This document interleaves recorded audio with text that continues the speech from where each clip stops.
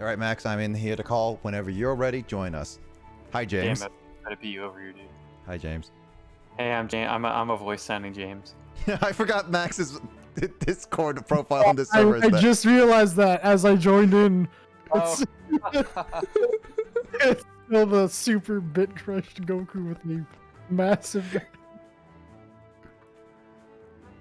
I totally forgot about that. Okay.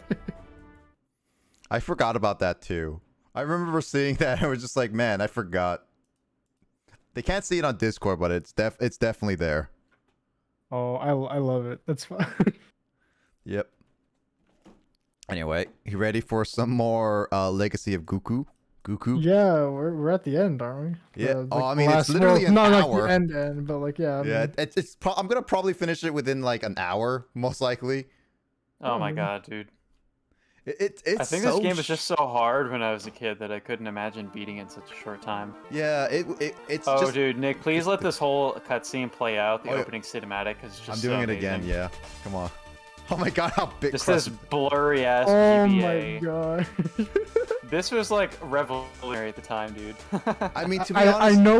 know we talked about it. It reminds me of those fucking like TV shows on cartridges that you could get. And You know? that was amazing too. I was like, dude. Yeah. I never got those as a kid, and I kind of feel like I missed out a lot on that. Zoomers don't get it. Now they can just stream everything on a smartphone. For us, it's like, oh my god, we can watch cartoons on our Yeah. Game Boy. Amazing. Yeah, I'm like, bro, I can pay $20 for 2 episodes of Sonic X, and I have to, so that I can take that with me, and it's like lower quality, like Yeah, I was terrible like, audio. oh my god, I can't. I didn't even get to watch Johnny Bravo on cable, and you're telling me I can get it on a Game Boy Advance, dude? Yeah, I'm like, I can get a Game Boy Advance, pay $20 for 2 episodes. This is amazing. Dude, I think dude. they usually had 4 episodes per, Yeah, I never had those, but I was like, which I is remember, so I revolutionary. remember as a kid, I was Did they? like, to my parents, I was like, I always boot up this game because like I couldn't watch Dragon Ball all the time, like nowadays. So I was just like, I would just watch the intro of this over and over. It's like, oh man, look at that bit crust. Go, Bro, Goku. it's just like watching Dragon Ball. Yep. See, I didn't get to watch Oh the my Dragon Ball God. anime growing up, so this like was my exposure Oh my god, to Dragon Ball Z. I'm gonna die. I'm gonna die. Run away, run away. These guys are strong. Action gameplay right here.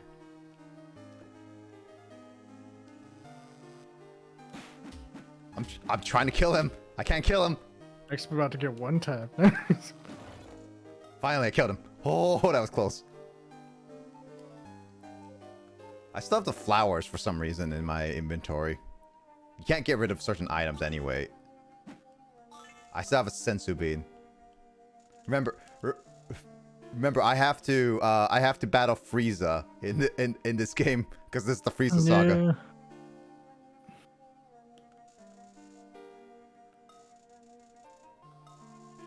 Man, this game, I don't know. I'm just having so much nostalgia for this, but man, this game was so difficult. Just beating it. And they also skipped so much plot points. I mean, I'm sure.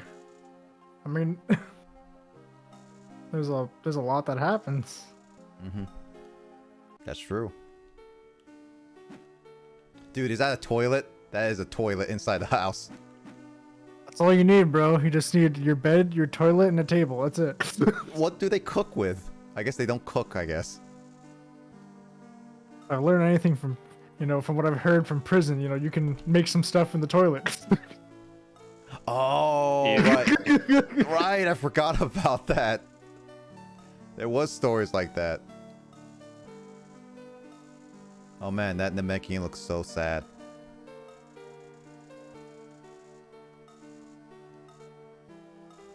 When I first saw like oh man, I don't actually like when I was like I don't remember a lot of my time watching Dragon Ball Z as a kid. It was like I remember like I remember watching it, but it was like when I first saw like clips of stuff or like even like Dragon Ball Z Kai and like how like Cell and stuff was there and like certain aspects of like Dragon Ball Z, like how people fought. I never remembered that until I rewatched some of the show again. It's like it's been so long. I remember watching it as a kid, but I don't remember much of it. I don't even think I ever remember seeing Goku turn into a Super Saiyan as a kid. Oh man, I like that audio clip they use there. Yeah, it's perfect. It's so good. Revolutionary sound design. This is like NES style of audio. By the way, this tree is different because you can see that it's a different color tree. Also, that tree is just a stub up there. I think it's supposed to be a bigger tree, but it's fused in the background. Into like the background of the. Yep. Yeah, I was saying. I wonder how much of these are meant to be trees versus bushes. I don't remember seeing many bushes during that. Also, hi, Kyle. Hey, Kyle. Yeah, there's like side quests you have to do and everything. Or you don't have to do. I'm like doing the 100% route, dude. He's going for everything. Dude, 100%ing this game is not hard. I mean, we were almost done with the game as it is. Dude, it took me an hour to get through all that while doing even some of the side quests. Dude, if this had multiplayer, how revolutionary it would it be? Dun, dun, dun. There wasn't. I don't think I played. I never played multiplayer in a lot of games. At least on the what's it called, Game Boy Advance, because I never had a link cable growing up. Dude, the Game Oh, Boy yeah, Advance same. link cables are revolutionary too. Freaking, I had like a Mad Catz third-party one. Oh, big do. And it was only a 2-player one, but it's like you'd be playing your games, and if either one of you moved like a millimeter, Oh, the yeah, I would, cable like- disconnected it and you'd lose it. Yeah. So what happened is when I was in like middle school, I was playing Zelda 4 Swords with a friend, Oh yeah. and this was with a friend where like he kind of moved pretty far away after elementary school, so we only saw each other like a couple times a year, and so we were super excited to finish up our playthrough of 4 Swords. And we beat the final boss, but during the cutscene, one of us moved and disconnected the game, so we never got to see the ending no. cutscene. We got so frustrated, we just kind of gave up on seeing the ending. Now you have YouTube. That's tragic. Cause like, what's funny is I didn't understand. Like, I know like they had like a lot of like with Mario games. They had like what was it? They would like have whatever old Mario game that they had, and then it would be like Mario Bros that you could play. I also didn't realize that for some of those games, the other person didn't have to have the cartridge. So like for Yeah. Mario Bros, you didn't have to have the cartridge. Yeah, Like, with Superstar Saga, yeah. yeah, and I was like, that's kind of wild. Like only one person needs to have it. And I'm like, Mhm. and then like that was like the predecessor to like the DS download play Oh, almost. Like, yeah, Yeah. I DS got download play was cool too. I'm trying to remember some of the games you played with that. Mario Oh Kart yeah, we used to mess around with like Mario 64. the Mario, and yeah, the Super Mario Brothers, 64, yeah. the arcade mode, like playing all the arcade games together. Dude, the arcade games in that were underrated. Dude, Oh, absolutely, dude. I remember like when the leak cable was a thing, I've always wanted it because I was like playing the heck out of Pokemon and I wanted to trade with people, but I never had anyone to trade with. I couldn't even trade with them anyway, too. I was never able to successfully do a trade on either of the Game Boy Color era Pokemon games. They just didn't work for some reason, but Gen 3 were able to make it work. The only game I would ever like, and by when I say consistent, I mean like whenever we have the cable with us. The only game I'd consistently play multiplayer with on the DS, the Game Boy Advance, was Mega Man Battle Network, because that game was really cool to play, like because you got to like use your deck against another person, and it was like, oh, this is cool. Like, Or use your wood. That kind of did come out that way. Got to use your dick against Yeah. another person. Wow. Yeah, you and your What a- boys what a just. childhood. I mean, Hey man, I had my childhood, you had yours. I mean, the boys usually talk about dicks. yeah, I actually never really got to play multiplayer Mega Man Battle Network growing up because with my friend who I was into the series with growing up, we each had the games that the other friend didn't. And so to get to play the series, we'd be like trading around, like borrowing each other's cartridges. Oh, so you guys had like, so as opposed to like having different versions, you had like the different games almost. Yep. Yeah, it was, pretty much. Like I had like 1, 2, eventually 3, but like way later, and 6, and my friend had like 4 and 5, I think. And yeah, we just kind of game swapped a lot growing up. like I think there was one point where we both had Double Team DS, which, oh my god, Double Team DS is such a meme with like the voice acting. Oh yeah, they're like, let's add in like Network 5 Double Team DS, and it announces that yeah, every it's so... time. can you play that? Can you play the DS games online? Out of curiosity. I don't No. think those ones you can. I know that I think Star Force had online. I think. I do have think you Star can do it Force. with Star Force. Dude, if you have Star Yeah, Force, that one let's play did have online, it. Yeah, Max. that's right. Yeah. Star Force. But yeah, Double Team DS, and it freaking does that every time you get a game over too.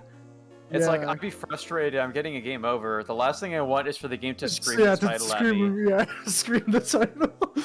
I get it. I died. Okay, I don't want to hear it again. I get it. 5 was pretty challenging sometimes, and I know Justin that 5 is like his favorite in the series, but for me, maybe I feel differently about it now. But as a kid growing up, like I was not a fan of the liberation missions, and that was like yeah, a I pretty hated concept that. concept of that game. I honestly do want to try the Battle Network because I keep hearing about it, and they also like a rare game in itself. So I was like, why? That tree is not in the hole. Oh my That god, is- it's crazy to think those dude. games are considered rare now. Like I still have my box for Battle Network 2 somewhere. I still have all of those games. Like 2 I have was like, the only one I purchased Dude, boxed, I dude, believe. Max. No, that's not true. I think I had 6 boxed as well. Dude, Max, I'll give you $50 for all those games.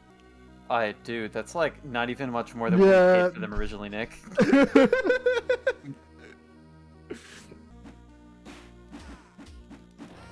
Oh, I'm dead. Oh, here's that game over. oh yeah, there you go. Is it? I still think that's the Boo Saga, right? Or no, that's the end of Cell Saga. Yeah. Well, I think that's. Well, I mean, that's still not part of this. It's still not part of it. Doesn't make any sense. Why? So you just put the tree in there? Is that what happened? The Yeah, tree so just like one is- spawned in there. No, so one of the side quests is to grab the 3 trees and then put them into the hole, Oh, put them where they belong. Okay. Yeah. and just find the oddly colored, different trees. Because Ow. that's what's important right now on this planet that's going to be destroyed. You don't know that.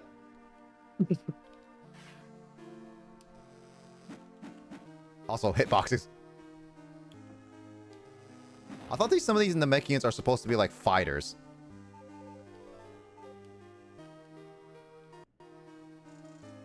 I need some herbs. Ooh. Is that Dende?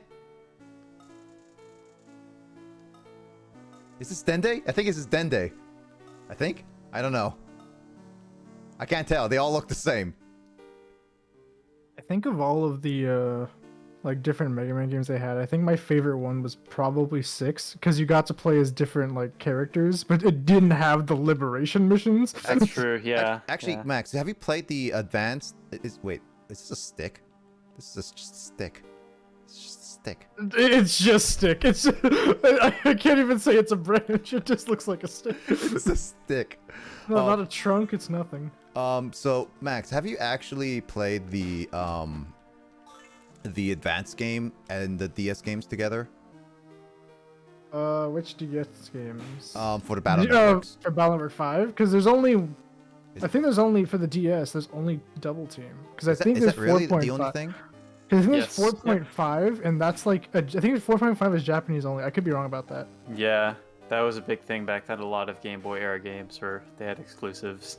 Yeah, so But like yeah, I never Double Team played. DS is the only one that was on DS, and then, you know, actually came out, but they ended the series on 6, which is just Game Boy Advance. But Double Team DS was kind of like experimental. Like Okay. it was the same as Battle Network 5, but just a couple little features here and there. And there was also an interesting thing where, if you play Double Team DS with one of the Game Boy Advance Battle Network games in your DS at the same time, Mhm. you had the option of like playing a remixed soundtrack from the previous games, like in Double Team. Well, Oh, I didn't know that. It was an interesting throwback. Yeah, so it's like if I'd be playing Double Team DS with like say my copy of Battle Network 2 in the DS, it'd be like, would you like to play the soundtrack from the second game? I'd be like, sure. That's cool. Cool little tribute. I didn't even know they had that. so you have all the Battle Network games then, Max. I have all of them. Then And which I one's your do favorite? have a okay. So what's funny is my favorite ones are all the even ones. The ones I don't like as much are the odd ones. With the exception, the like one is like one's the blueprint, and like because of that, I can't hate it too much, but like it definitely has faults. It's Like very primitive it's for sure. So yeah, it definitely has faults. 2 is where I think I the love game's. 3 a lot, but I think 3 is the best story of all the games. it is the closest to the anime series, like in terms of like the Grand Prix plotline. Like that was like a big thing in the anime. That was literally like one of the major arcs of the anime. Mm-hmm. I watched like two 5 episodes of the anime, and I was just like, I stopped it because I couldn't keep up with it. I loved it because it was the first form of like visual like show Mega Man that didn't look lame. Like in my opinion, I just was not a big I was not a big fan of like that old cartoon. I was like, no, this doesn't look right. Yeah, I actually watched the anime first before anything else. I saw the anime, and that's what got me into playing. Yeah, I never games. knew that there was a cartoon of Mega Man before that anime. Actually, I remember What am on I like fighting for? yeah No. I remember This can't be happening. Iris. you got to build up your points in order to get me to play that game. Yeah, what do you think I'm doing right now, bro? I'm getting there. How far are you? If I stop using Get On Hydrates, I'll get there eventually. How far you are right now? Oh, like 82k. Oh my god, he's almost there. I'm getting there. Looks like that might be one of my first games I actually get to play in my new apartment. Well, the thing is, you might not see that cutscene, but you'll see some of the other like okay ones. Wait, there's actually different cutscenes? Well, so the thing is, there's 2 different stories. There's the Zero story, and then there's the X story. Oh god. Which Which one should I go for then? Zero is harder, but Zero is the one that has that fantastic part. Do you think I should go for? I don't mind playing a harder one. Depends on how clunky the controls are, though. Oh no, honestly, I think that game's controls hold up very well by today's standards. Okay, so I'd argue that there are games I play today that don't feel as good as that game. So you're basically saying that other than the cutscenes, everything else looks. Oh yeah, the game well. has aged very well in my opinion. Ah, interesting. I'm a huge fan of that game to the point where every now and again I'll just play the whole thing because I'm like I'm bored. I want to play Mega Man. That means you have to pull out your PlayStation 3 at that point. No, I don't. I can play it on the X collection that they have. Oh right, I forgot. I have that too. Yeah, I actually haven't. I had been wanting to play the X series for a long time and never got around to it. Mega Man X1 is on my Super Famicom, so I'll probably get around to playing it eventually. I messed around with it once, just randomly going in and playing like one level blind, but then it was like hard as fuck, and I was like, shit. Yeah, like the thing about Mega Man, like I think Mega Man X is a good game. However, there's a very important bit of knowledge that you just have to know going in, and if you don't know it, it can really just change your. I don't have the power, the Nintendo power, so. Yeah. I didn't subscribe to Nintendo Power, so I wanted to subscribe to Nintendo I'm gonna Power. write to my uncle who works at Nintendo and tell him to send me Nintendo Power so I know how to play Mega Man X. Dude, tell him to restart the distribution of Nintendo Power, and then specifically bring back the old. My uncle who works at Nintendo to pick up the old copy of the guide of Mega Man X at the time and tell him to read me all the hints on a landline phone call. Oh my god. To really make it feel like the 90s. Dude, dial all those old numbers and get all the sex dials. But then the problem is he'll try to call me, but I'll be on the internet, and so I can't answer the phone. Oh my god, that's so much old cool stuff. You just threw out. That's fine, because my family never even had dial-up, but one of my friend's family did, and so every now and then I would have that situation where I try to call his like landline home phone, and I just get a super loud beeping noise in my ear telling me that the line isn't hooked up. I'd be like, oh, Dude, oh my god. Guess I can't talk to my friend right now. That's so funny. Like I remember like I had like dial-up for a very long time. Like I think I had dial-up like way too long to be having dial-up. Like nobody that I knew had dial-up. Everyone had a decent internet connection. There was a time I was like, I wanted to look up like a YouTube video, and it was like a 3.5 minute video, and I shit you not, it took me like maybe 30 to 40 minutes to actually be able to watch the whole video. It was really bad. It's been I don't remember ever getting dial-up, but I feel like I did at some point, but it was like I was so young it never bothered me because my parents immediately switched to actual good internet after a certain point. Don't touch me. Bad touch. Ow.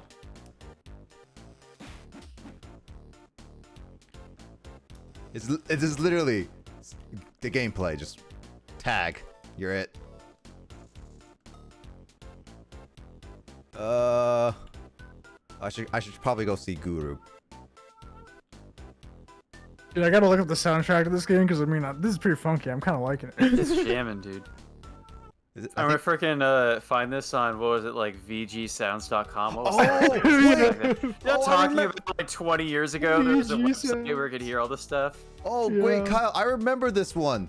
This place confused me so much as a kid. This temple confused the hell out of me. I think I had to look this up Temple? on What the- GameFAQs. So What this the fuck? is literally a temple. So you see this Piccolo looking guy, holding a one. Guy. Yeah. I didn't even freaking have YouTube, dude. I just had to GameFAQs, like get like hints, and then it's like maybe my mom went to use the computer, so I'd print out the GameFAQs page. I'm just throwing out so much like stuff from 20 years ago. Yeah, print out the game facts. Oh my Print out your god. game guide, because dude, freaking growing up, like my the rooms in my house, like the room with the computer and the room with the TV where I was playing the games, were not in the same part of the house. So I had to either walk dear. back and forth, keep checking the guide over and over again on the computer, or I had to print out the pages. I didn't have like a laptop or a smartphone to work with. Yeah. Back in the old days. Kids these days really don't know how They easy don't they get have it. They don't know how we grew up, man. Do you know back in the day when you was like look at because you didn't have any like tablets or smartphones, we had to like print out Google Maps in order to find out where you need to go. God I forbid personally you didn't went have to do that, but my mom would straight up look at an atlas or use like MapQuest or Google Maps. Yeah, we had what do they call, like the Thomas guides, those like road map kind of things that you can just have. It's just like big like road maps that you can just have in your car basically. never There was this one atlas or road map that my mom had like in the car for like a long time, just the family's car. Like, every now and then she had to check a map of the state. And she looked through it once, and apparently there was one time, I don't even remember this, but we're on some like across the state road trip where it was like super long driving, and I was like super bored. And my mom was like, here, just like doodle in this, because it was like the only paper that was in the car at the time. So in this road map, there's just like along the side margins, like off the map itself, but just on the side margins, I was just doodling these really crappy pictures of Pokemon apparently, and like spelling them wrong. I was like 6 years old or something. Oh, How do you spell Pikachu? Pikachu. I think Pikachu is okay, but I think Onyx, I spelled it like Onyx or something like that. Onyx, I like that. Onyx. Like Onyx. I was like 6 years old, and my mom just found this like years later, and I was like, oh my god. I was like, how dumb of a kid was I, man? Also, Max, so this is what the temple is so confusing as a kid to Kyle and I. You see these hands? Is he pointing to the right? You're supposed to go right? You walk Yep. through these walls, dude. It's What? like old school Okay. RPG shit. Yep. So you have to point, and this is the problem because you see these crystals. You need these crystals or these Magical artifacts, whatever. artifacts. So I as a kid never figured this out. I think I remember looking this up, and it was just like, yeah, just follow the hands. It's like, what? It's just like I never knew this was a thing. Hands, let me go through wall. Yep. It was like a mind blow. I think this is one of like the earliest secrets I've ever seen in like a game that just like really mind blown me. It's so cryptic too. Because I never associated those like hands being like, oh, you had to like follow them. That's kind of wild, yeah. But yeah, these teleport you to random places. Those holes are just like, you can't go back. And I just have to go through this entire temple. I think this is just the Guru temple. That's really, really big now.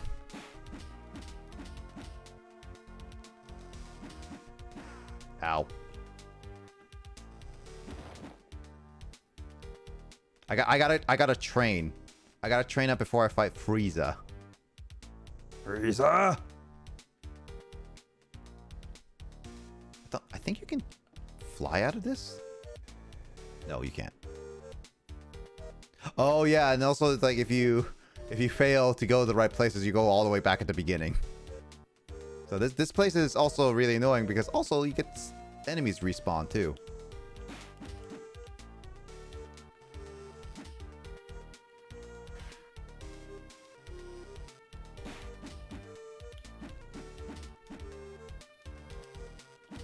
Oh God, I need the experience from these guys.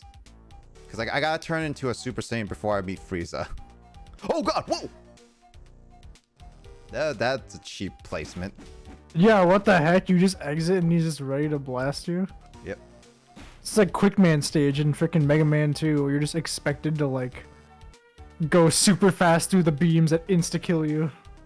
Seriously? There's something like that in Mega Man 2? Dude, oh my god, are you serious, man? That's like...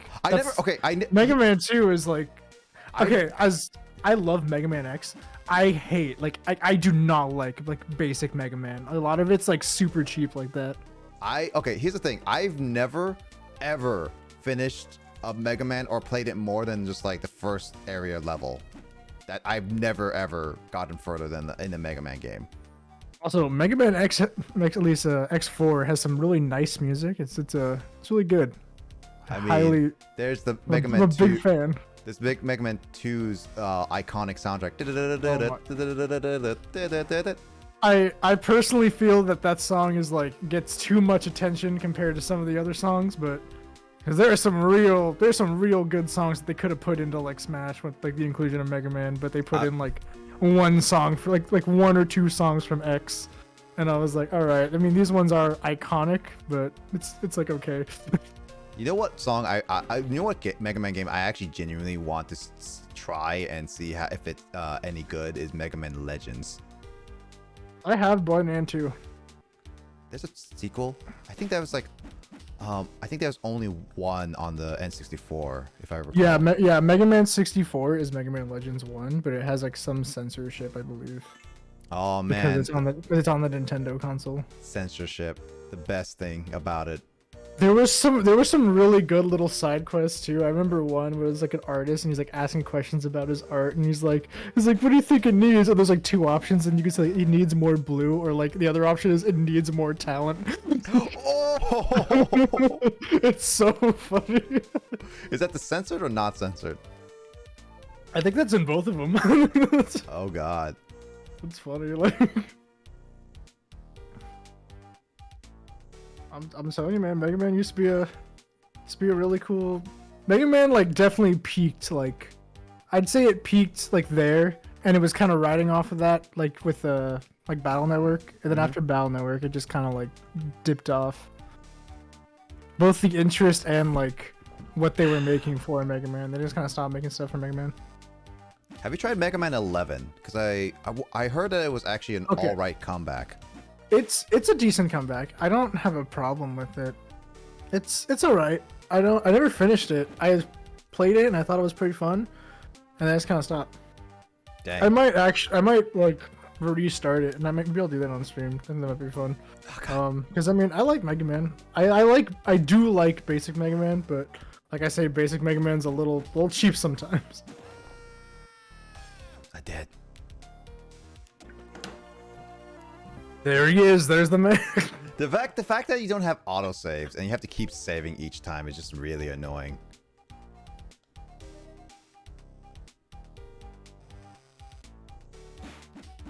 I have to get my levels back too. Yeah, it's like the difficulty and the steepness of like how powerful these enemies are versus the ones that you fought like back on Earth. It just showcases like this game's difficulty curve is super big. That's why they even added the cheat code. The developers knew that this game was going to be really tough for many kids.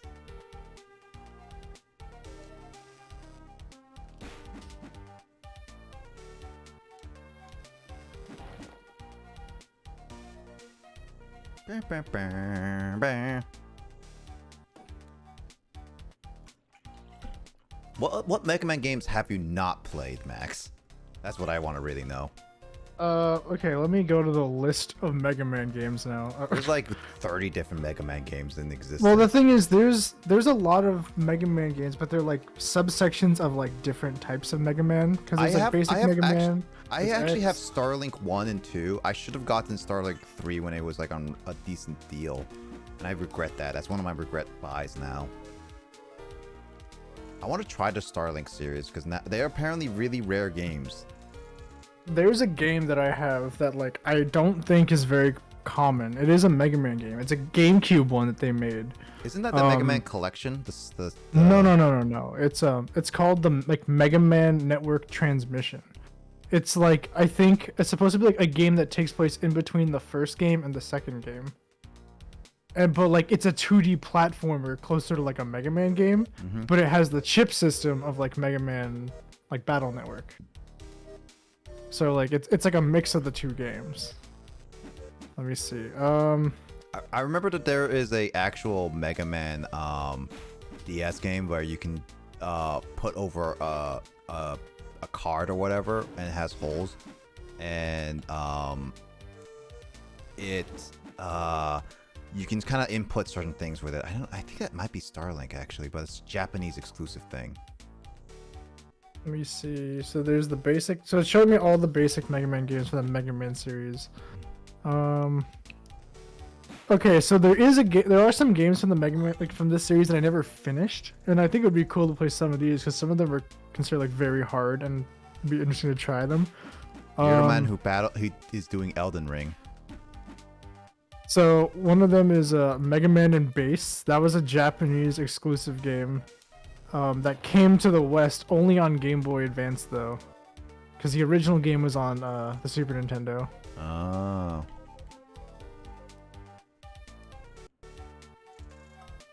There's so many Japanese exclusive games that are only in Japan that I'm glad that some of the Japanese exclusive games are actually being released into America now. I think that was kind of like the start of my mindset of wanting to learn Japanese when I was a kid. Because there were so many Game Boy and Game Boy Advance games that never came out in the US, and I was like, well, what if I could read Japanese, dude? And now I can, dude. Maybe No, I can't. Maybe you should be the next Nobu for America. Next what? Do you not know who translated almost all the Pokemon games from like 1 to 4, generation 1 to 4? No, but that's pretty impressive if like one dude did everything. Yeah, he's the one who invented all the names of the Pokemon that we see today in those generations. Oh, wow. And the translations of those games. That's a lot of work to translate a Pokemon game. Dude, okay, I gotta give him It's credit not for just translation, it's localization too. Like having to come up with. So yeah, his name is stuff. literally. I learned that his name is Nobu, and it was just like the way he did stuff was like. One guy, yeah, I get it, because certain names would be fine with. I think that's why Generation 5 had started with some of the some Pokemon with actual Japanese name, like Reshiram and Zekrom. But the fact that he was able to do all that by himself is still pretty impressive.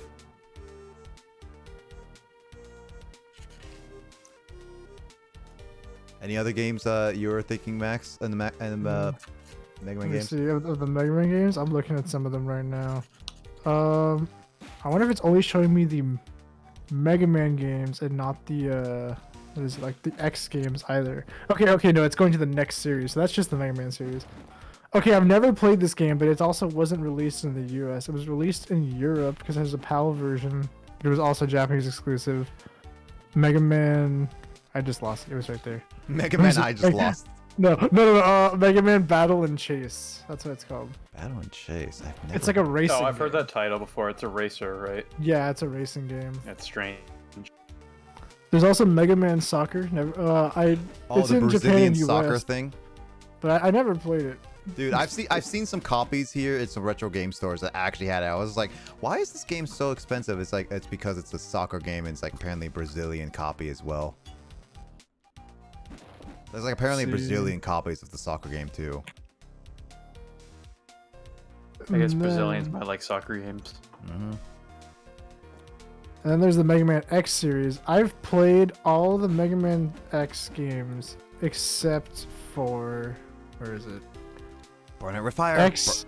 Try it with fire, or whatever that. You're thinking burn to the ground. Burn to the ground. Burn to the ground. Burn. Dude, that's X7. So that's where it introduced Axel. And he's an okay character, but he's not fun to play as. And it's a Mega Man X game where you don't play as Mega Man until at least over halfway through the game. That's funny. Like, as a kid, I was like, when do I get to... I'm like, is there just no Mega Man in this game? I'm like, he's Sounds literally... like like if you look at the box art, he's front and center on the box, and you don't get to play as him until you've beaten 5 out of the 8 bosses. Sounds like Kingdom Hearts 2. It's so like, what the hell? Yeah, it's like you start up like, wait, where's Sora? Who's this guy? Yeah. It's like, why do I have to play The this thing long, about me is boring that intro? my experience with the Kingdom Hearts series is that I watched my dad play the first one when I was really young, but then he like traded it back to the store after he beat it because he did that a lot back then. And then years later, he got Kingdom Hearts 2, and I was playing it, and like I didn't have the context because I couldn't remember most of what Kingdom Hearts 1 was, so I was basically starting the series with 2. And I was like, I thought that Sora kid was supposed to be the character in this game. What the hell's going on? But then I found out that pretty much everybody who was familiar with Kingdom Hearts 1 felt the same way. So Yeah, well, that's the thing. Like everyone, what's funny is at first everybody hated like Roxas. Nobody liked him, and then now he's like a fan pretty cool with that favorite. part of the game. I mean, like it's a strange good how they made it intro. take so long, but it was Yeah, still like an it interesting was- little Yeah. story. It's like I like the story. I think it's a pretty good one. It's just it does take a while. And then like it's like especially Metal because Gear, there's a lot of cutscenes. it's like Metal Gear Solid 2, but reversed, where they like tease you to play a Snake as the entire time, but then it's like, nope, we're playing as Raiden. Crybaby.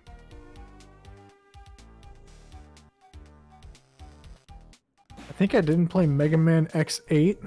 I have played Mega Man Extreme 2 though. Is that Extreme?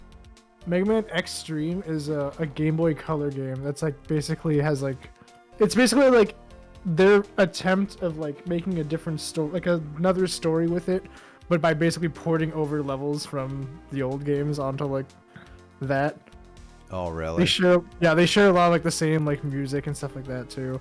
Oh, Mega Man X Command Mission, I remember this game.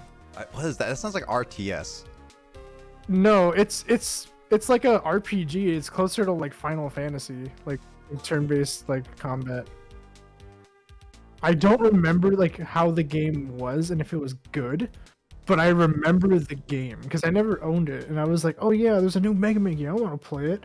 And then I like played it, and I'm like, what the heck is happening? This isn't Mega Man. I have like a menu that's telling me, like, asking who I want to attack. Like, what's happening? It literally sounds like a RTS almost.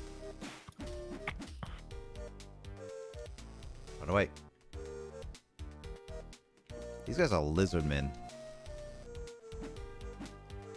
Let's see, what other games are there?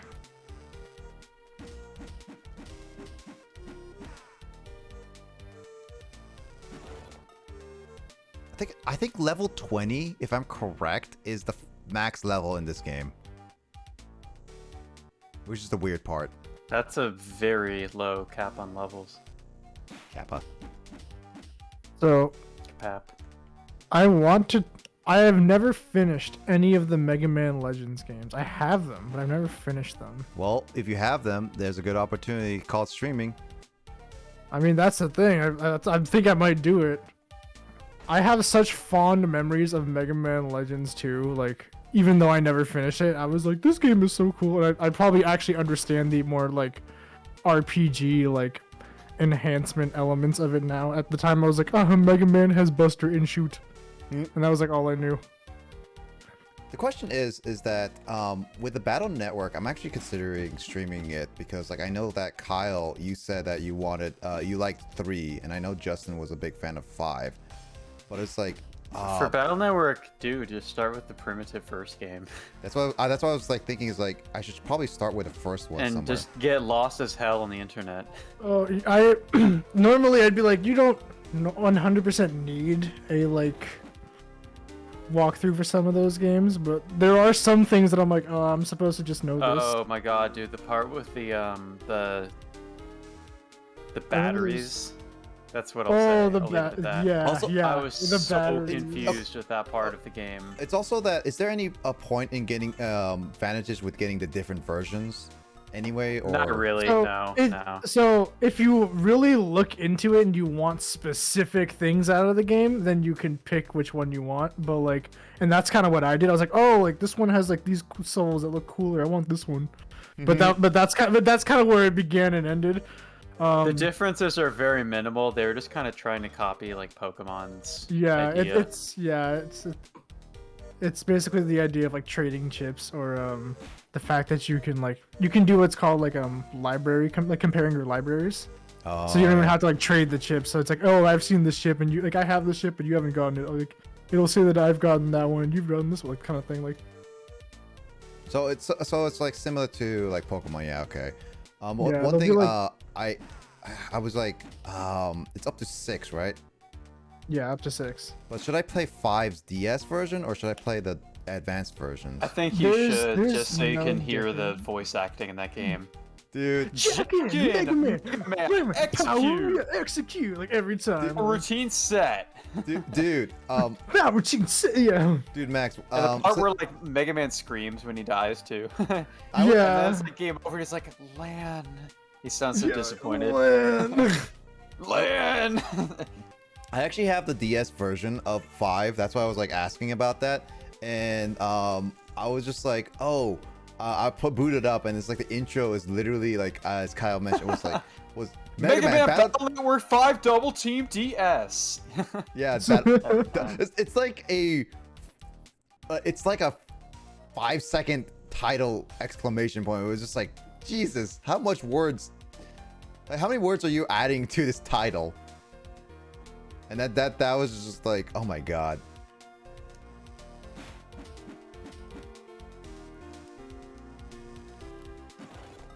But I guess I should just start with like level 1 of it, and then eventually get through it. And they're advanced games, so they shouldn't be too long, right? Question mark.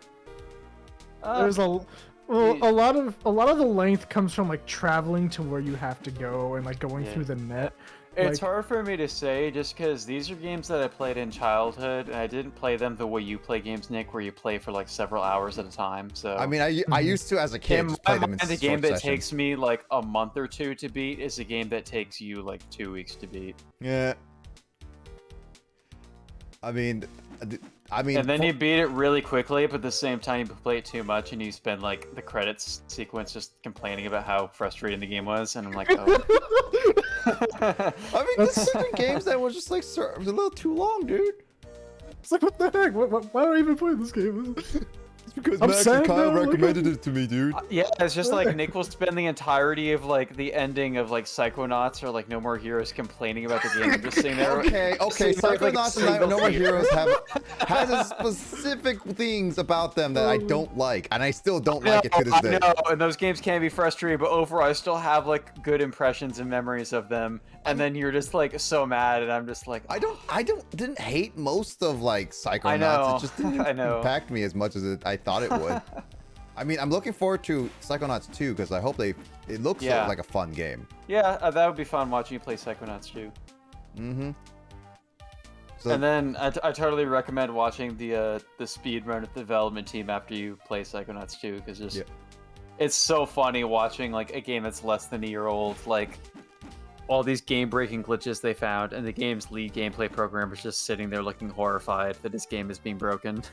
it's like I spent like years of my time developing this stuff. Why you guys have to break so many things?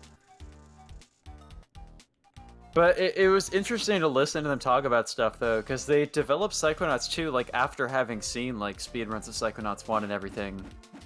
And it's funny because there are certain features of Psychonauts 2 where they clearly learned from gameplay issues from the first game, like game-breaking glitches, and they like fixed them. But there are other things where like the game's director like actually commented on like speedrunning, where he said like, we actually did encounter certain glitches when like making the game, but we decided that they were so minimal and a thing that's like most like 99.9% of players will never even experience this. They're like, hey, we'll just leave it in because like the average player is never going to encounter this, and speedrunners may find it eventually, and if they do, they're gonna love it. So we'll just like leave it the way it is. So they were like very like pro speedrunning, and like the idea of like people just getting to discover like funny quirks to the game. I like how game developers, like, if there's an actual glitch in it, unless it's like uber game breaking, in my opinion, they should like generally like it's not that bad just keeping a game in like that. I don't know if you guys saw, but like recently there's a big glitch in like Halo Infinite where I saw that. you're able to have like the scorpion turret of like come off of the turret. Like you're basically able to fire the scorpion turret, like the turret of the tank, like whenever you want, and then you can just like walk around normally and just like shoot it. And I guess it was a crazy glitch. And then like one of like the developers like, guys, it's being patched, but speedrunners, it's being patched on this day, so do what you want with that information. Yeah, no, it was it the scorpion head because I thought that was a actual Easter egg to the scarab gun. No, it was a glitch, so they didn't intend for that to happen. Well, I have it on my one of my files then, so I guess here's the problem with that one, because like I actually was playing around with that, and that glitch is it's only as permanent as long as you don't die or switch guns with it. So I even had moments where I just like have Master Chief ride in a warthog to see how he looks, and he just stands.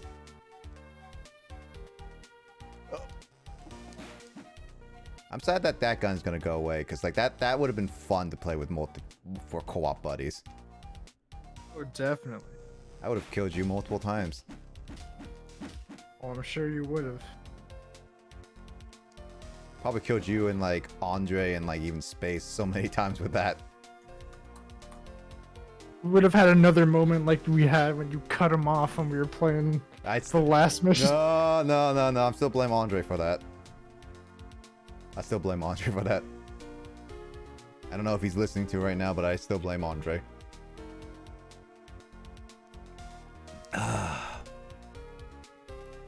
Oh wait, I need to fly to somewhere. The fact that you're walking around, it just takes a long time. This is like your max walking speed. Goku walking like Goku looks like Gohan. I mean, Gohan is his child, so there's that.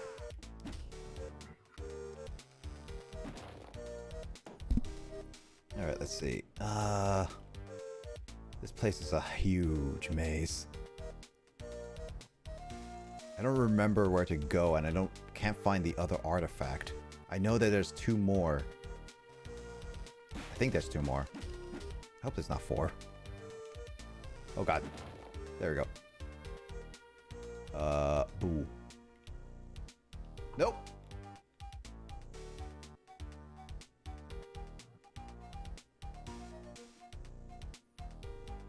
Yeah. Dun dun dun dun dun. Oh.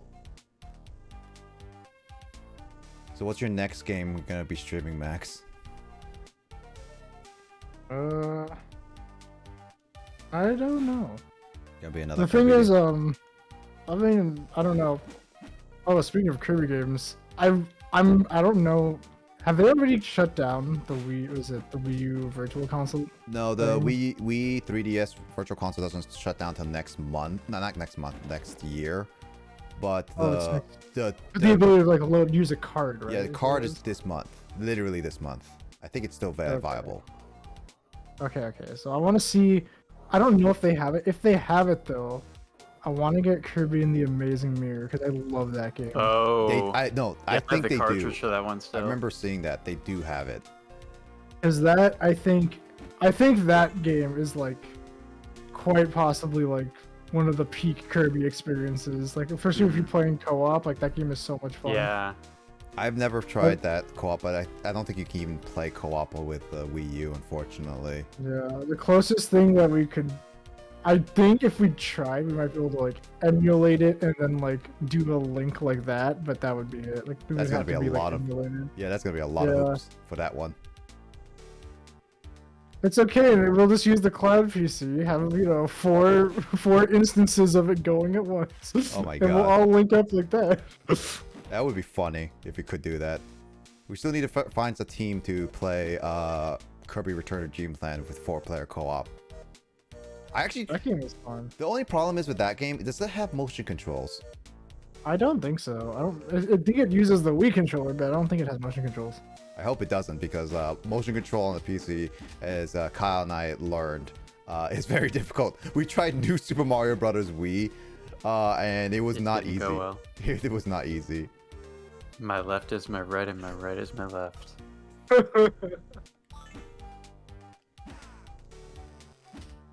One of the best things that was never said on the stream.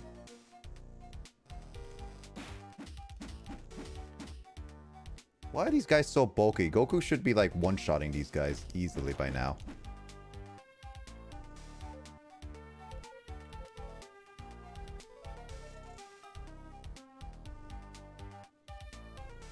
What the bloody heck is Oh, I might find it. Did I find... Oh no! Ow. Ow. I need to finish my my Sonic Adventure 2 playthrough.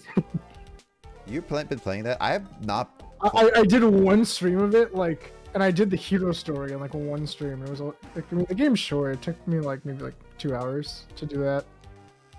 Oh really? And then like I just need to do the dark story and then the last thing. And that's it.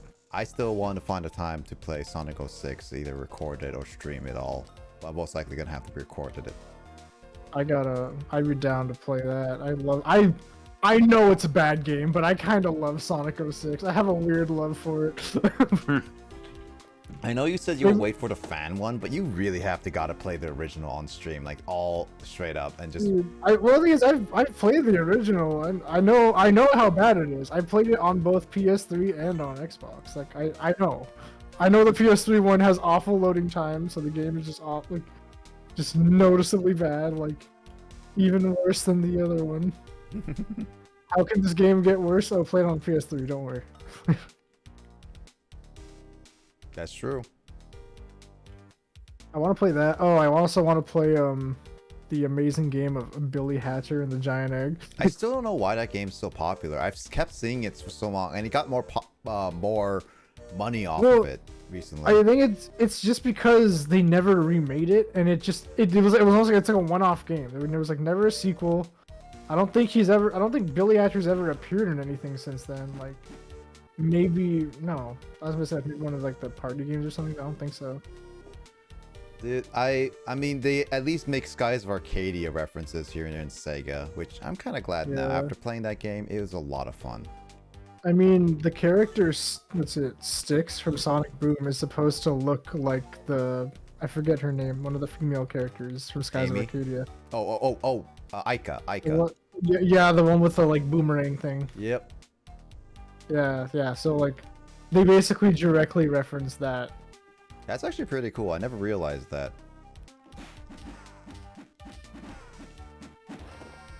Dang it! Oh, see that game over screen. Oh yeah, bit crushed. The fact that I have to keep doing this over and over, how much did I lose a lot? Lost my sense of being. It's funny, the more I think about like the games I want to stream, like all of them are like GameCube games, and I'm like, dang, I'm just gonna be emulating on my stream for like a solid like 5 or 6 streams if I do that. Yeah, that's the problem with like the marketplace, is because it's a few rich dudes just making the marketplace seem more and more expensive. Yeah. And I don't like that, because like there's some genuinely good GameCube games or like other games that are actually really good and fun. Like I just recently one of the more recent games I bought was Rhythm Heaven Fever on the Wii. That game requires like a lot of beats and stuff like that, and I think it's a fun game to try. But the problem is that that game costs $100 for anyone to try, and it's not, as far as I can tell, been really re-released in any sense. I think so.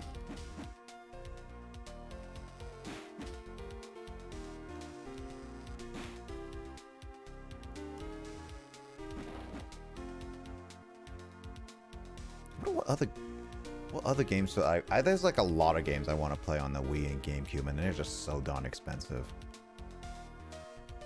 And then there's games like on the NES that are just like you can never. They're just like $800, $900.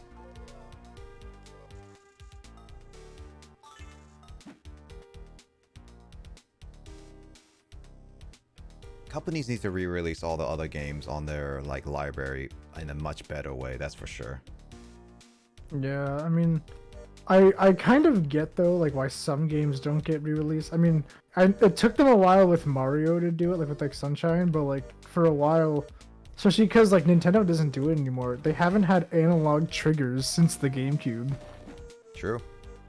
Like they've only just had like digital, so like the fact that they just like were like, all right, we have to have an entire button be like bound to the specific kind of shooting with the thing. Because like the whole thing with like Mario is like if you like lightly hold down the R button, then you get like the running spray. And if you don't, then it's just like if you like push down all the way, you get like stand in place and you shoot. Oh yeah, yeah. But then it's like there's other games like Galaxy 2 and stuff like that, or like even like other like earlier classic Nintendo games that just don't get released on anyway. Like heck, Pokemon Colosseum and XD. Yeah, they're not the best Pokemon games, but a lot of people have nostalgia for those. Yeah, I would be totally down to try those. The thing is, I want to try those games, but like, Have you never tried those? no. The thing is, I actually got my game. This I don't know if I ever said this. The day I got my GameCube, sorry, the day after I got my GameCube, my friend came over and told me, dude, they just showed off this new thing at this Nintendo conference called the Nintendo Revolution. And I'm like, what the fuck is that? And I'm like, oh, it's the new console. I'm like, there's a new console. I'm like, I just got this thing. I'm like, you can't do this to me. That's sad. Yeah, no, the Pokemon Colosseum and XD games are just they're repetitive in that regard, but they have their own sense of charm and like unique area that they make it so it has its like own identity kind of thing. Because like the thing is about them is that there's no wild Pokemon really, and like you just battle trainers. Yeah, Kyle? Sorry, what? Did you breathe like that? Did I breathe like what? I heard like a big deafened sigh. No. Was that you, James? I was just showing his deep hatred for the Pokemon games. No, I didn't make any noise. I couldn't tell who was what because I was not. I heard it too. I know what you're talking about. I did not know you hate Pokemon that much. That's why he I doodled just them, bro. breathe out a sigh every time somebody mentions Pokemon. He hated them so much. That's why he doodled them in that one map. Maybe, I don't know, maybe you heard my my washing machine across the room because I am washing sheets right now. Nope. I think that was James. Okay. Well, mystery solved. But you are James. Oh, The other James. it was Kyle then. But you're Kyle. But he's also James. Damn. Ain't that a conundrum? This place is a lot bigger than I last remembered it.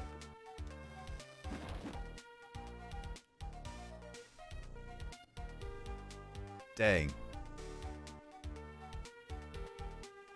It's like you have to memorize where every single teleporter is, and it's not color coded exactly.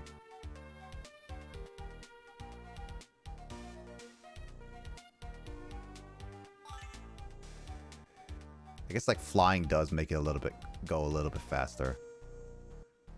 Excuse me? What's the point of this? What's the point of that teleporter then? That guy was just like, nah. Dude, what's the point of this teleporter if it just teleports you back to this room? Infinite grunt killing? It's a nah. It's literally an infinite grunt killing room.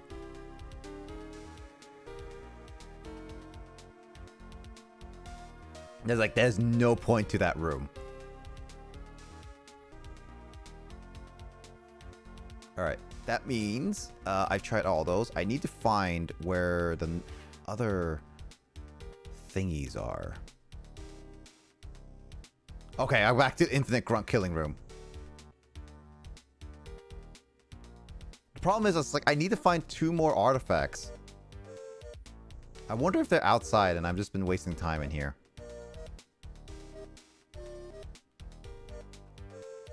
I hope they're not outside, otherwise I've been wasting a lot of time. I feel like they're somewhere in here somewhere. Well, that was some lag. A lag in my own Game Boy Advance game? Unheard of.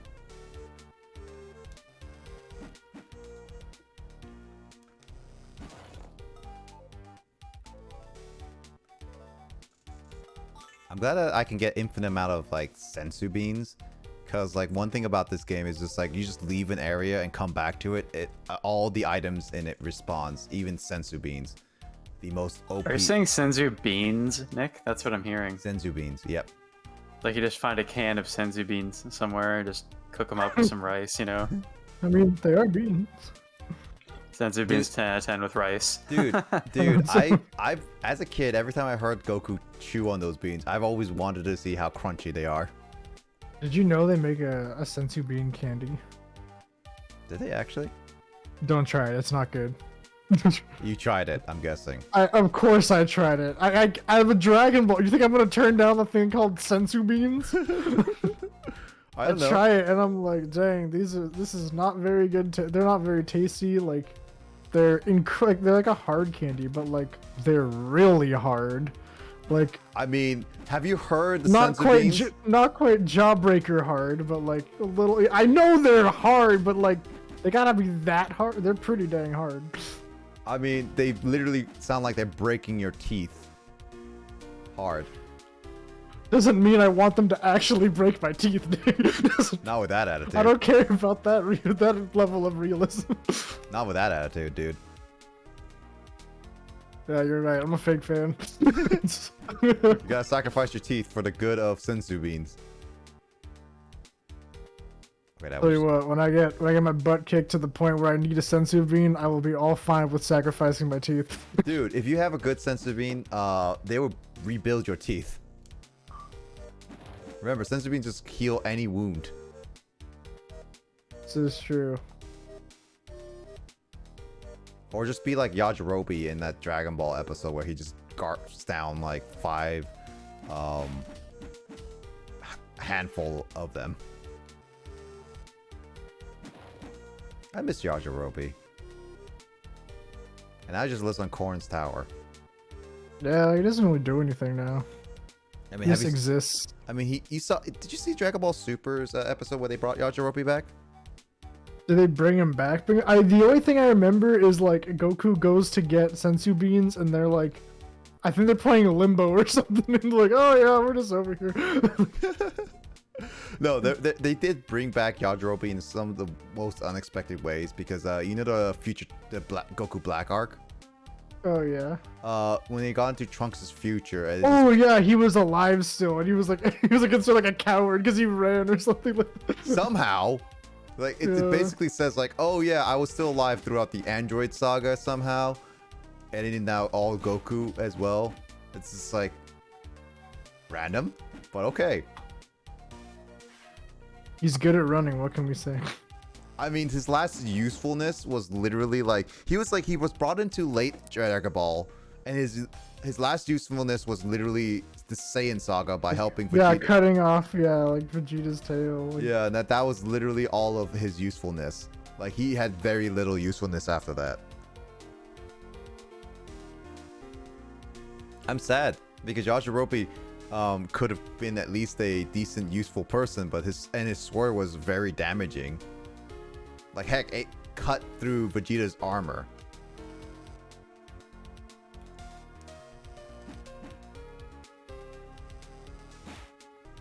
I remember like when Yajirobe first showed up, like he was a strong character. He was just like but he was like kind of cowardly. He was just that was the whole thing. And then he just became like a weak character who was cowardly. I mean, he could have been a Yamcha, where he'd just been a punching bag for every single villain from like that point forth or whatever. It's sad. Again, I miss Yamcha being a useful person. When I actually saw the time where they did the Super Dragon Ball Heroes anime promotion thing, and they're making Yamcha become a main cast of characters with the likes of Jiren, Hit, and like Goku and stuff like that. It was just like, oh my god, they're actually giving my boy Yamcha a spotlight for once. I mean, I've always liked Yamcha. Yamcha is he's a good character, but he definitely became like a joke. Like he was, to be fair, he was kind of always a joke, but not to the level he is now. Like he's He was now actually, he's just like completely like not powerful at all. I mean, he was a bit useful in like Dragon Ball throughout, and then Yeah. then came like Dragon Ball Z. Died to a Cyberman. He died to androids. Like, there's a lot. Which reminds me, some of my favorite episodes of Dragon Ball Super are the episodes that like are not relevant to the plot, like the episode where they play like baseball. Oh yeah, that was and actually and they like and entertaining. they do the whole like joke where like fucking I think like Yamcha like catches a ball that someone hits, but it like slams him into the ground. He's like in the pose that he was when he died in front of the Cybermen. Yeah, no, that was like literally the end where it was like they were like Champa and Beerus were like getting angry and just be like, ah, but then look at this, Yamcha just like is on the base in the exact same pose and just be like, Yeah. and everyone who saw him like that was just like, I think I've seen this pose somewhere before. Yeah. That's so good. I love that. I heard that apparently some of the show writers and stuff like that were like, they were not they were hesitant in like making Yamcha even relevant to the show because like they thought he was just a joke character and nobody liked him. And it's like, no, everyone likes him. Heck, he was one he wanted to be like, I was like, I wanted him to be my main in Fighters. I mean, Yamcha's not bad, but now he's just not as good as everyone else. Which He is used to be like one of the best characters when that game first came out. technically true of how Dragon Ball was, because he did somewhat like overpower Goku in some ways, and when they first fought. But Goku was just hungry, man, okay? He just needed some food in his stomach. Goku always needs to eat.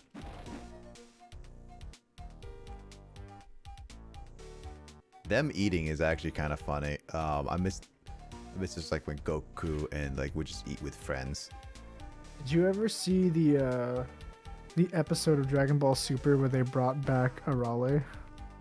Arale. Who's the heck is Arale? Because Arale only shows up in Dragon Ball as like in Dragon Ball. Right. I remember her now. Yeah, like the little girl who's like a robot. Literally a Like- gag character.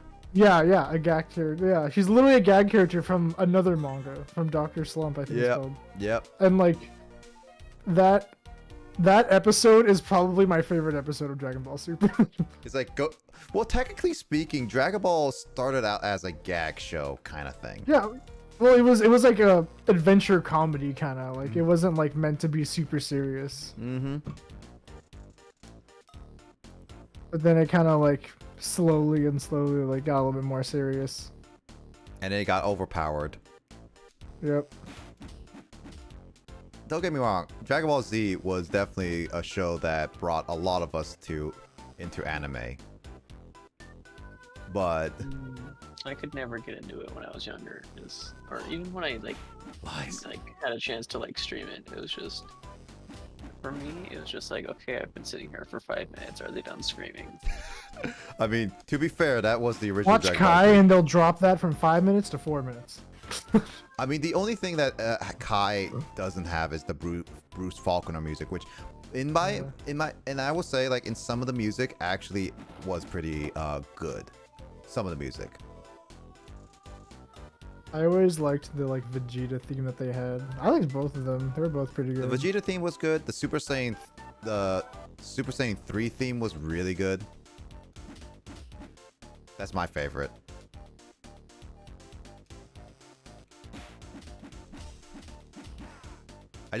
I could never get into watching Dragon Ball Z. I mean, I watched Dragon Ball Z, the anime, specifically the Buu Saga one, just to see how it was.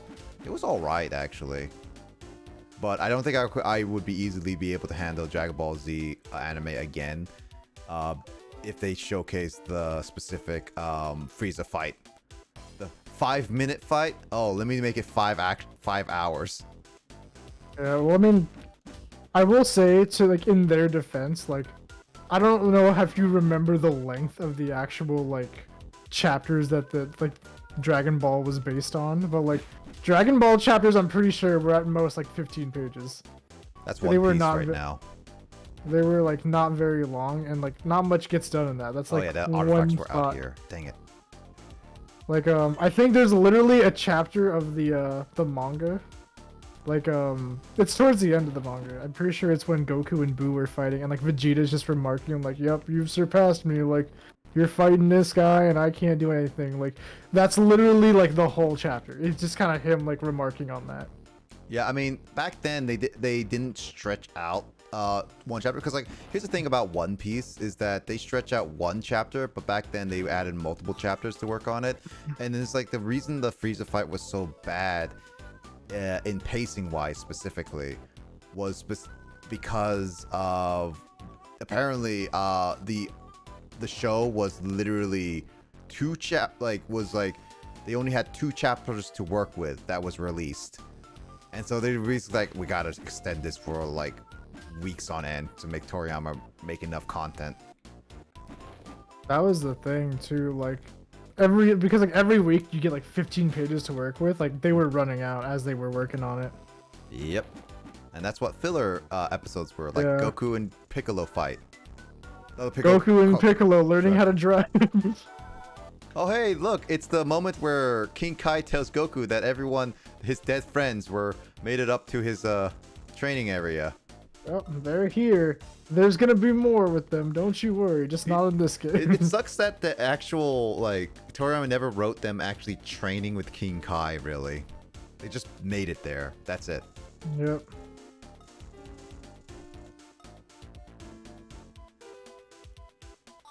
They're there. They're here. But other than, like, being there, they're just like, oh, King Kai, can you teach us anything? No! Can you teach us the Kaioken? No! It's like, why can't he teach them the Kaioken? That would have been really helpful. It's like, nah, only the main character can learn that. He needs his protagonist power. It's funny that I never realized until Team 4-Star made fun of it that Goku never actually has a unique move to specifically his own, except the anime exclusive Dragon Fist.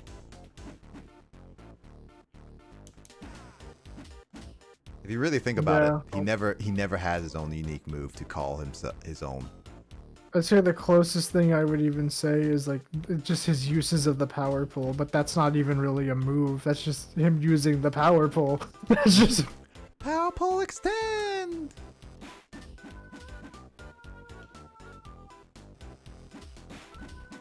I forgot that one time in Dragon Ball, he made those like bad people work on the moon. And now that I think about it, does that mean that... it was like the rabbit gang or something. He's like, yep, they're going to the moon. You know what I just also realized? Didn't they blow up the moon like, I don't know, 500 times? Oh yeah, they're dead. They're gone. They killed those people. Like, how many times? Not to mention, aren't Saiyans not supposed to be able to live in the vacuum of space? Yet he went to the vacuum of space with the power pole and put them on there. I mean, there's some plot holes here, but you know we're gonna gloss over it because it was a comedy show at the time, a comedy manga. Okay, at the time, to be fair, it made some sense because it's a comedy. It never Yeah, but then they're like, oh, your kind can't survive in the vacuum of space. But wait, Goku just did that earlier. That's the problem with like Dragon Ball, because like I know Toriyama is mainly a wanted to make mangas that were like one-offs kind of thing, or not one-offs, like very short stories. And then Dragon Ball became super popular and be like, make more, make more, make more, make more, make more. And that was just unfortunate. I feel like it's very clear as you like watch it that Dragon Ball was meant to end with the Frieza saga. Like it was not supposed to go beyond that. Well, there's a lot of like. I heard that the Dragon Ball series had multiple moments where he wanted to end. Like the first one that he wanted to end initially was the I saw a video that said that based on what he said, like after like some chapters, it was the first Budokai tournament. And that would make some sense, like it would be the first one, and then other ones would be like, oh yeah, after the Frieza saga would be 1, And then another one was the Cell Saga, which is the biggest one. And then the Boo Saga was just he flat out, the Boo Saga ended because he flat out could not write anymore. He was like burnt out, and which makes sense. Like That's why it took us like over 10 years to get new Dragon Ball content, other than like GT. I mean, this is why I say, like, have you seen the live action movie of Dragon Ball? No, and I don't want to watch it. This is not going to be a group viewing. You are not going to get me to watch that movie. I will watch it with you, Max. That is the one thing I will watch it never with watch. me, Max. Watch it with me, Max. No. Okay. I need to be super drunk if we're gonna watch that. Like, I need to already be blasted by the time we start that movie. Like, there's like bad movies, and then there's that. Like, I don't even know what to classify that. I don't even know if that's like gonna be enjoyable bad, you know? Okay, well, here's one thing I will say as a caveat for that movie. If that movie never existed, we may have not gotten Battle of Gods or any extra Dragon Ball content. Like, we were Dragon Ball scarce until Battle of Gods came out, and then Dragon Ball games started becoming like really fun and good, and the show had more stuff. Like, remember, like back in the 2000s, I remember Dragon Ball games were a thing, but they were never really big enough, and it was like during that time where the scarcity of certain things just were barely surviving. Like Star Wars was starting to die down at a certain point, and the prequels happened. I remember Marvel apparently was almost going bankrupt, and then now look at them now. Yeah, Dragon Ball was definitely they're one of the biggest entertainment things. It's like source of entertainment and media right now. Yeah, so it's like that Dragon Ball was in that moment. So in a sense, I think Dragon Ball Evolution for coming out, because Toriyama was straight up like, because of that movie, he wanted to make a movie to... He's like, I want to undo that. Yeah, he wanted to make a movie that made fans like be happy. So that's why he was just straight up worked hard on making the Battle of Gods even exist, which brought hype back. One thing I really want to watch is I want to watch Battle of the Gods and Resurrection F, because I've only ever seen the manga. Have you only seen? I've only ever seen the anime version. I've never seen the movies. I never saw them. I never saw the anime versions, but have you seen the movie? I have Battle of Gods. Like, I would sit down right here, like after this stream. If you're down, I would literally pull up the Battle of Gods right this now. stream I cannot, but I am totally down on like another night. Because on another night I'd be super down for that. Because I mean, obviously not on stream. Not on stream. Obviously, we're not gonna. No copyright. Honestly, Toei's gonna come for you. I wish at some point that I have like permission from a studio to be like, hey, can I just stream this movie as a stream thing, and it would just be like yes or no. I wish I could do that, but yeah, I don't have like do it, but they like only have so you have to like join the Discord, like watch it or something. Yeah, I like. Here's the thing. I like. I have Battle of Gods, but I don't have Resurrection F, because honestly, Resurrection F is by far the worst Dragon Ball new movie, specifically the new ones ever after Battle of Gods. That I just, after watching it once, it was enjoyable, but it doesn't. It just really doesn't warrant a second time to me. And that's the problem with it, is just Battle of Gods is like, I hated it at first, but after watching it, I kind of liked it. It's like it may not like it initially, kind of thing. Yeah, I want to see that. Well, it I also want to know if they're ever gonna bring back the super anime, because that'd be because there's just so much new stuff now. Maybe. My speed increases. I get 30,000 experience points. My potential was unlocked. To the left. It is down to the left. Because I wonder if they're gonna do any maybe they'll just do like movies now with like the new content. I mean, I'm not 100% against it. I would like new anime personally. I don't know. I don't know how I feel about that. I'm gonna be watching this. I don't think this superhero is gonna become. Hey, Lith, what's you doing? How you doing, Lith? I hope you've been doing well. I know the superhero movie's coming out in June, I think, in Japan. Yeah, it's probably like, I don't know when that would be for us. Like at least like a couple months later. I get it first. Dude, Kyle, you get, I was like, I watched it. I didn't even watch this. Want me to film it illegally in the theater and get arrested, dude? yeah, do it, do it, Oh my do it. God. Send it to Max and I so we can watch it. Yeah, illegally. can you do it on like your video camera from 2002, by the way? Like, so it has like, you know, good quality. Has good like classic pirating quality. No. The best way to watch a legal movie: have Kyle hold on his smartphone, not horizontal but vertical. And Yeah, just get keep- it the no. entire movie in portrait. Yeah, and just make sure he shakes whenever there's hype. It's like, oh, and then we can't even see it. Yeah, Oh, anytime dude, there's in like that any case, just action. have Grace be the one to film it, because she has very animated reactions to things in movies, so she'd like forget she's even holding the phone sometimes. Also, I'm glad you're doing Implying well. that she always holds Happy the phone holidays when to watching you. I hope you're movies. doing well in your holidays. Yeah, I honestly, the best. I wish I saw Battle of Gods and honestly Resurrection F when I was like in the in theaters, but when I saw Broly in theaters, oh my god, I was so hyped. Like, God, I could not contain my excitement for some of those scenes.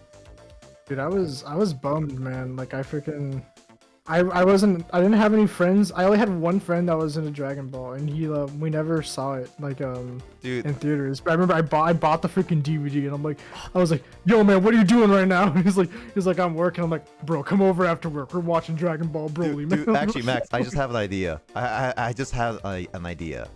What if the Dragon Ball new movie comes out? Also, by the way, Grace says, "Whoa," you heard that, Kyle? What about this? Since you have like free flights, if whenever we get the American release in for Dragon Ball Superhero, you should totally come up. You, Biz, Bro, Biz and I, and also with Carl. Oh, that sounds cool, man. No, we not only do the day of when we're gonna go watch the movie, because it would be like in the evening, but we all have a Dragon Ball watch fest of just like watching Dragon Ball movies, the new ones, and going straight into that. I'm down, man. That'd be fun. Dude, I'll be down. I have all the stuff except the Broly DVD movie because I got the one that is not green tinted, and it's like I cannot play it because it's on a different Blu-ray area. Cause I have what is it? I got the Dragon Ball Super Broly one. I don't have the older one though. You mean the legendary Broly fight? Yeah, that one. Or Oh what my is it, god, like, the Raccoon's Bio eyeball Broly looks one? so big in his scouter. Oh my, oh yeah, he looks like he just has a big eye. He's got one small eye. and one Also, big eye. Gohan, what happened to... Why does Gohan's picture look so like low res compared to It's everyone so else? big. Like, his head is so squished. He's like, So they're not you. That is just when they say bowl cut, he looks like he's literally just wearing a bowl on his head. This guy's just got a black bowl in his head. He's just... it's not even a bolt. Oh my god, Vegeta. I forgot. I Vegeta forgot has a about bald Vegeta. spot. He's like got a receding hairline there. Dude, I mean, Vegeta, just Vegeta like kind of his- always has that, but it Vegeta looks needs a extra tan. emphasized here. Vegeta needs a tan. Damn, look how good Goku's looks, and then there's like Vegeta. Vegeta is definitely the worst looking Dude, of Vegeta everyone. needs to call the hair club for men, dude. Oh wait, I need to save before I die again. Because this is a boss battle, guys. I think. With this dinosaur? No, there's a Raccoon up there. So wait, so what's left? You got Raccoon, I assume Ginyu, and then Frieza. Yeah. Yo, There people is a- clown on Raccoon, but or not Raccoon, There's Ginyu. actually a legit speed. I think it's right around in this map that there's a speedrun skip that skips a supposed map area to get to another map area, but I'm not gonna do that. Nick said I've practiced this, you know, for my speed runs of I this only game. saw it once, dude, but it's super easy. A saint without hair. How interesting. Man, Ginyu looks so menacing in that picture. He's like the Yeah, he best. kind of does. What the He's like best looking in this one. Look how detailed he is. You can even see his veins.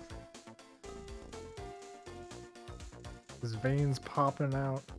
Oh, do I fight all the Ginyu Force together? Maybe? Maybe, yeah, maybe you fight like Jace and stuff like that too.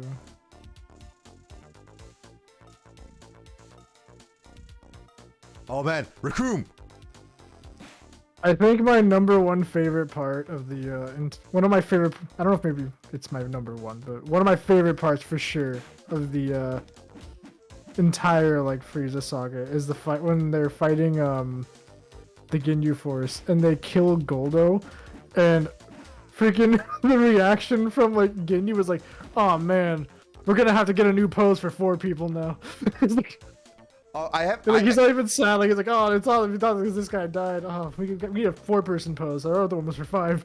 You know what's funny is that I completely, as a kid, I completely forgot of Guldo. I never knew there was a 5th member of the Ginyu Force because I knew of Raccoon. I knew of Birder and Jace, especially Jace because he was like, I saw the episode with Goku being body taken over. But it was just like, who the heck is Guldo? Like, I had to re-look at some of the scenes like, oh my god, he does exist. I completely forgot about him. He's the first one to die. He's the... Oh no. Anyway, says Lith. But yeah, I beat Raccoon. It doesn't say, oh my chocolates, though. I think that was like that was like an English dub.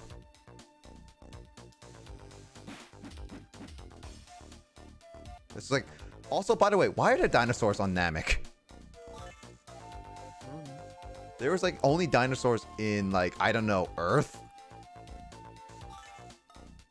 Why aren't there just big frogs that you can fight?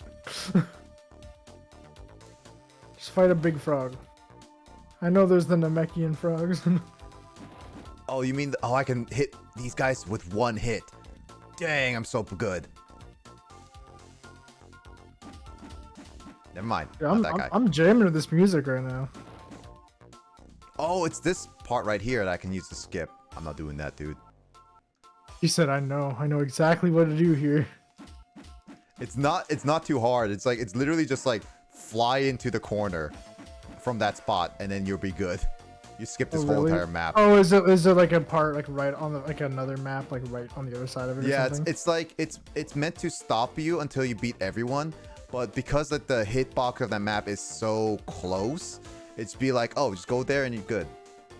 Most of DBZ I know is from the bridge version. You know what? That's not too bad. After watching the bridge, it's like they got a lot of accurate stuff in it, but there's still like one thing I do appreciate is just like the oh my god, Burger is so angry. The first season of my orange brick. Oh my god, the orange bricks. I've never owned the orange bricks, but I do want to own like, I wish there was like the level copies.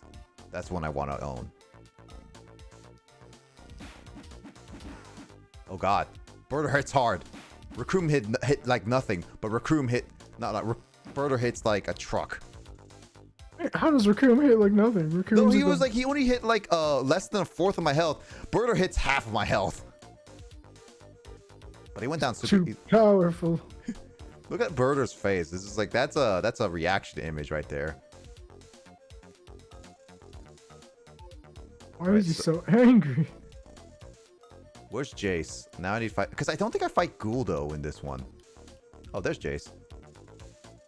Oh yeah, he's Australian, mate. They made him Australian in the English dub, that's for sure.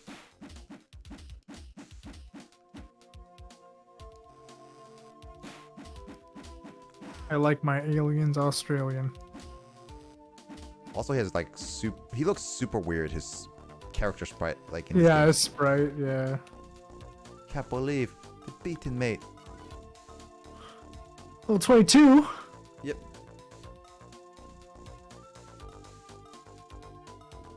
Okay, now I can battle Ginyu. I have only the first season from Orange Brick since I was 12. You know what? Owning that orange brick is still like a nostalgic for many people. It's not a nostalgic for me because I've never owned any of the Dragon Ball Z stuff. Just chatting tag. Oh, did I not change to just chatting? Holy crap, I did not do that.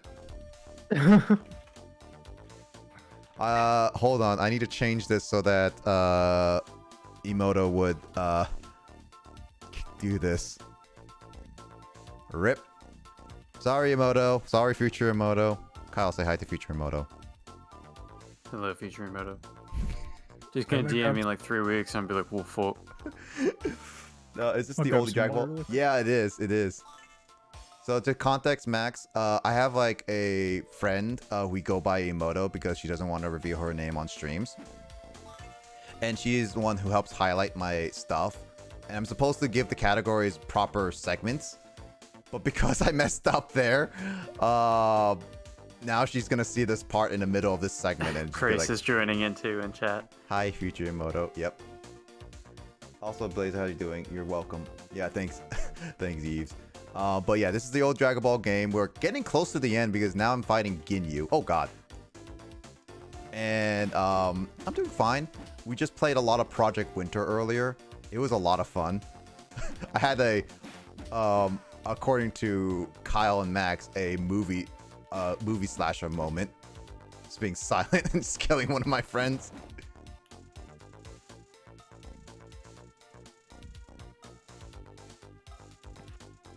Oh, does Ginyu does not take over my body in this game? You just fight him? Yeah, I Well, just don't fight you him. fight you fight him first, don't you? And then he does it? Isn't that how it works? Yeah, but it looks like I'm going straight to Frieza.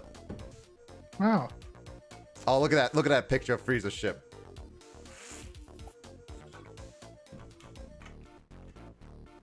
Yeah, no, I go straight into Ginyu does not take over my body. I feel like I was gypped out. Dude, those drums obviously contain some herbs. I don't know what you're talking about. There's nothing green behind. Oh, herb!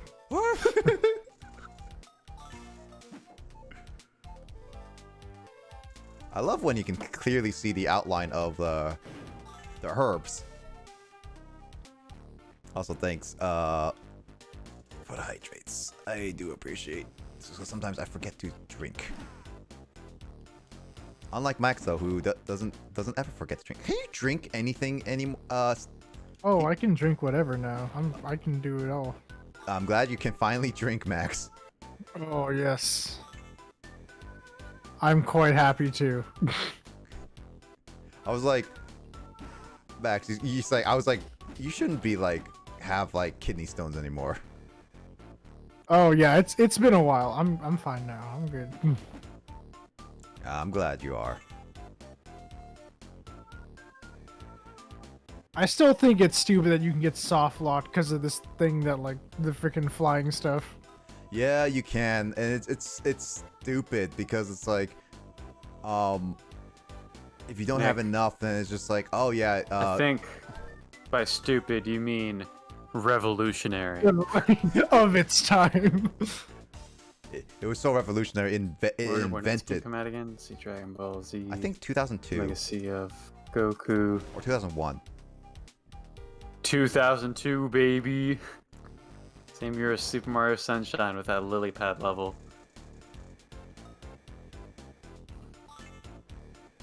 With the lily pad level, I did it in a way that was like, if anything, probably like just as hard, maybe even harder. I would The just trick where you like, get under the water and stay there. no, I didn't even know you could do that, and now I feel like I should have done that the whole time. That's what I did during my stream playthrough pretty recently. I found that glitch online. I was like, this makes it easier because what happened is I tried to beat the level fair and square, but I kept getting mad because like even the lily pad itself is not designed well. So I No, wouldn't it's even not. step off the pad and it would count as touching the water. I'm like, you know what? I'm not going to beat this level the way the developers intended because the way the developers intended is also broken. I remember when I like first like played Mario, and I was just doing the, what was it, like the boat and like it was like the part you get on the boat and like the Bowser level, and like I remember I was like trying to like Oh yeah, direct that it, one. and like I like shot and I was like, okay, I'll shoot away in this way and it'll push me that way, and it was like pulling me to where I was shooting. I was like, wait, what's happening? Wait, whoa, hold on. I was like, why is this happening? I was like, That person's clearly on the water. Also, there's like a little chip over here that's not even fully covered. You know what? I'm going to have to strongly disagree with GameSpot for giving this game a 5.4 out of 10 at the time of release. Hey, I agree with As well as GameSpot. IGN giving it a 5.8 out of 10. Now that I would disagree with. Yeah. You know that during the time period between May 2002 and August 2006, Dragon Ball Z Legacy of Goku was the 42nd highest selling game launched for the Game Boy Advance in the United States. To be honest, that's kind of impressive. 42nd best selling. That's actually kind of impressive based on how this game is. Yeah, what's the... Let me see. Are the other rankings on this list right here?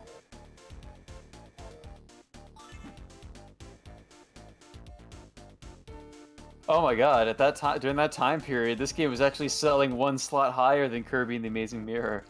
What? Oh my god. That game was 43rd at the time. But Kirby and the Amazing Mirror does beat Dragon Ball Z Legacy of Goku on game rankings score. Oh, God. Above that, we have Donkey Kong Country 2, Final Fantasy Tactics Advance, This game beats Final Spyro Fantasy. 2 Season of Flame. This beats Final Fantasy Tactics in every shape and form. It beats all Final Fantasy games, even Final Fantasy 14. Freaking Final Fantasy 7 Remake has nothing on Yeah, this game has nothing on Legacy of Final Goku. Grace is going to be furious at me for Yeah. saying that. Yeah. I thought it was gonna. Max was gonna Even be like. jokingly. Max was That's gonna be so- like, "Fight me, see, bro." 20 Hour For Pro Skater Final 2, Fantasy 14. Zelda Minish Cap. Dude, Weird, Zelda I- Minish Cap, underrated. That's no one. I've never played it. I never. I played have it either. not. I've not Oh my finished god, a lot of Shrek Zelda 2 games. sold better than like all these other games. Shrek 2. I think I had, wait, no. I didn't have Shrek 2 in Game Boy Advance. I had Shrek 2 Beg for Mercy, which you play as Puss in Boots, and it's like a really crappy side-scroller. I didn't have it, but I remember playing at my friend's house like a fucking like Shrek 2 game on like PS2, I think. Grace. Like way The back in the day. audacity. Wait, what list am I looking? Oh, it's top-selling handheld games, not just Game Boy Advance. I was like, why is Nintendogs on this Thanks, list? James. But it's including Oh, early okay. DS games as well. I mean, this list is from 2002, 2006, so it's like very early Nintendo DS. Dude, But Nintendogs. Nintendogs is a big thing at the time. So. Nintendogs, I was actually wanting to for a little bit, but I never owned the DS until much, much later. I had Spider-Man the movie on Game Boy Advance. It's ranked number 30 in this list. Golden Sun was that big of a bestseller? I feel like that game was kind of It was very niche. overlooked. It's definitely very I feel like niche. it was like a sleeper. Yu-Gi-Oh! like The a Sacred Yu-Gi-Oh! Cards. I want to say it's a sleeper hit. It's more of a Yeah. unhit. It was barely noticed. Kingdom Hearts Chain of Memories. That was one of the games I spent a lot of time playing. Okay, That was one of the earliest, because of the time frame it came out, it was one of the earliest games where I relied on YouTube to like help me through parts of that game. Where I would literally just copy the card decks that people had Same for here. some of the more difficult boss fights in that game. oh, you guys had a Nintendogs? I never did. I did, yeah. I did traded not. the game in eventually, but I had the Chihuahua and Friends one. I've never had it. Even to this day, I've never owned it. I kind of wish I did, because it looks like a nice casual game, but I've honestly just never owned a DS. My brother had a DS when we were younger, but I never owned an actual DS until the 3DS. You know the time where I bought the 3DS that one time in freshman year, Kyle? That was my actual first time ever owning a DS. Oh. And that's the same DS that I played Tomodachi Life on. Nintendo, give me Tomodachi Life 2, baby. See, we also have Murray Kurt DS, of course. You can't have you can't Disney Princess for Game Boy Advance I is think number Mario 22 best-selling. Game rankings 45.4%. I loved Mario Kart 2, Mario Kart DS. That thing I was. thought you were about to say I love Disney Princess for Game Boy Advance. And I was like, all right. Oh, you know, I'm like, hell yeah, bro. That was my game. March Oh, you 2003. gave away the There's that game over Nintendogs. screen. Metroid Fusion. I guess, yeah, that game probably did sell well. I feel like it was well marketed at the time. Metroid And Fusion is it's good. cost- I played it way later. It costs $100 now to own a loose copy. Dude, Or- Harry Potter and Chamber of Secrets and Game Boy Advance was actually pretty decent. I played a honestly friend's think some copy of that those game. Harry Potter games were like alright. Not all of them were that bad. There was a I don't Game know Boy about Color the- version of Sorcerer's Stone that was like a JRPG, like turn-based. It was interesting. I think I had that, and I just like So I had it because I had a freaking. My parents like went to like way back in the day. They went to like I think it was like Thailand, so they brought me back this cartridge with like like the freaking like 32 games in one kind of thing. Some of them bootlegs, of course. Obviously not all of them are real. I don't know what you're talking about. China has the best legit copies ever. But I remember that's how I first played Mega Man Extreme, and I was like, this game is so cool. I love it. It's just Mega Man, but it's like 2D, and I can play it on my Game Boy. This is cool.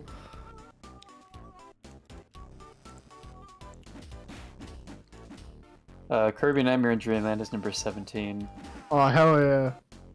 I guess people really were buying the Incredibles licensed game for Game Boy Advance. It's number 15 in this list. Incredibles. I'm pretty sure the top game. Apparently sold 1 million copies. I'm pretty sure the top selling game on that list is going to be Pokemon in some shape or Oh, form. I'm sure, yeah. Yeah, We're for gonna get there. handheld. Yeah. Number 14, Mario & Luigi Superstar Saga. That was my jam. I've never played it. I've seen a playthrough of it, and I do appreciate it, but I've never played it or even Do owned a it. copy of it. Do it. Which one? Should I play the remake or should I play the original? Original, dude, on Game Boy Alright, Advance. Do it. Remaking that. Which one? The Superstar Saga. Yeah, I would love to. Actually, I think I have that on my Wii U. I think I That have was a Superstar childhood Saga. game for me. I've never played it in full, but I've seen a playthrough Wait a minute, enough. what? Hold on. I played a little bit. It's, I never finished it though. Oh, wait a minute. Oh, shoot, dude. What? Okay, so when was this? Whenever this list was compiled, I didn't realize when I was reading things over, with number 42 being above Kirby Amazing Mirror and everything, that was Legacy of Goku 2. Oh Legacy of Goku 1 is apparently the 11th best-selling handheld game for this time period, which sold 1.2 million copies. Oh my This god. game was revolutionary, dude. Dude, there's a lot of reasons why this game is nostalgic for a lot of people. And I wasn't. It sold a lot, dude. I mean, okay. At the time, it was. I mean, obviously, Mario Kart DS would have caught up because that game was like brand new at the time this list was drafted. But I mean, this game had sold more than Mario Kart DS in 2006. okay. To be fair, Kyle, Dragon Ball by the time of early 2000 was like a huge hit. Like when this Yeah. game came out, it was probably during the Cell Saga, and that was hype. That was like super hype for a lot of Americans. They did not know about how bad Plus licensed games were. So I would say I'll give it some benefit of a doubt. It probably just because of the overhype of the anime that came after this. I'm in the top 10 now. Number 8 is the Link to the Past port, like Link to the Past / Four Swords. That was the first time I ever played Link to the Past. Oh god. Same. I thought it was too hard at first. I didn't like it at first because it just felt like I went from Minish Cap to that one, and Link to the Past just felt too like difficult for me. Really? It was Yeah. Number 7 is Mario 64 DS. That's unsurprising because that was a Nintendo DS launch title. yeah. I've it's always literally- wanted that game. Immediately selling. That's the game I got my first DS with. I've always Yep. wanted that game as a kid, and I never had a chance to. I mean, obviously I can now, but I never. Oh, got dude, to. Frogger's Adventurous Temple, the Frog. I used to have that. That was a hard game. I remember the Game Boy Advance Frogger that I played. That game was stressful. It was stressful, dude. That was difficult. I couldn't really play it well at all. Like, you had to time everything, like, Yeah. to the millisecond, or you just died. Mario Kart Super Circuit sold over 2.1 million copies. That's a Game Boy Advance game that many people don't talk about now. Yeah, I feel like just overall people remember the console Mario Karts better than the handheld ones. Yeah, I never heard of any of the consoles before DS. Because, you know, like, what were the odds that you're going to have a bunch of friends who all had a Game Boy Advance in that same Mario Kart cartridge? And Not the same as the odds of somebody having a console Mario Kart with more, multiple controllers. Yeah. Dude, they detailed Frieza's ship. Oh my god, dude. Number 3, Namco Museum. Did you guys have that game? I did. I It's never literally did. just a Game Boy Advance cartridge with some Namco arcade games like Pac-Man and Dig Dug on it. Oh yeah. And it Oh, was like Dig Dug. super cheap. Like you could buy at a certain point, you could buy used for like $5. Oh, Oh, look at this, Max. They actually have their armor on these sprites, even though they never use them again. That's kind of cool. Also, I know I never had Super Mario Advance 2 Super Mario World, but that's number 2, and then number 1 is of course Ruby Sapphire. That was like one of 2.5 the. million copies sold. That game was like one of the reasons I wanted a Game Boy Advance, and like, it's funny that I wanted it so bad because when I would go to like at my grandma's house, like when I visit her, my uncle had like consoles over there he didn't use anymore, and the Super Nintendo was one of them, and Super Mario World was fucking one of the games. So I literally just wanted a Game Boy port of a game that I already had. So I'm like, yeah, this game Dude, is like awesome. I want it. TV commercials had an impact on us as a kid, so. Yeah. Oh, you know what it Also, was? I'm kind of bummed by this list. Like, I don't know where they're getting their sales figures from, but this seems to imply that none of the Battle Network games or Mega Man Zero and such sold more than like 580,000 copies based on where this list starts. maybe that's why the Battle Network games are expensive, because they're kind of hard to come by. I would assume so. Also, Max, I like how Goku here is like, oh, because everyone can come back after you leave an area. He's like, I'm gonna go I can practice some more people and prepare myself for Frieza. It's like, I could beat up some of these useless henchmen in the time. But I also... Alright, Wikipedia. Freedom Also- Wikipedia saying, sorry, go ahead, I Nick. do think like level 25 is the max level. But also, Max, guess what? We're at the we're getting to the final boss, dude. Oh my god, Is this already. it? It's like he said there's no turning back once I get into the rejuvenation Yeah, I remember chamber. the final boss of this game is kind of silly. I remember it feeling very anticlimactic. Probably because I was using the cheat code to beat this game. Yeah, but so you remember like Goku gets rejuvenated and he fights Frieza in many different forms, right? Yeah. Well, this is it. So right up here, wherever Frieza is, he's somewhere around here. Darn it, where is he?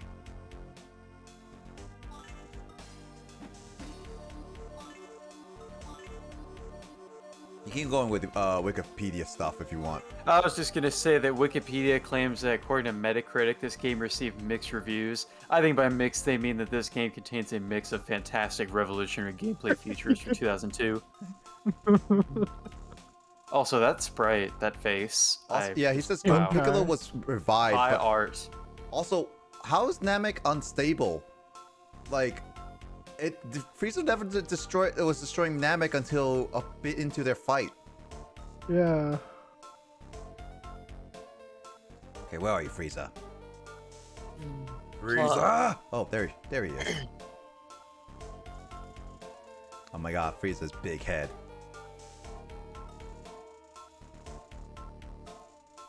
So now I have to fight Frieza.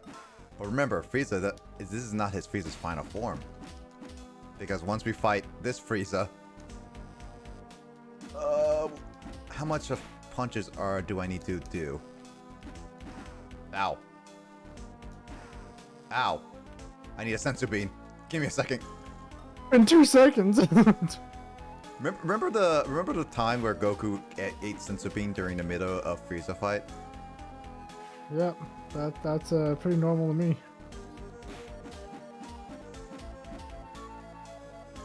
Yeah, I didn't realize I was going to keep using the Solar Flare for a lot of these fights, but it's the most OP move you can really use.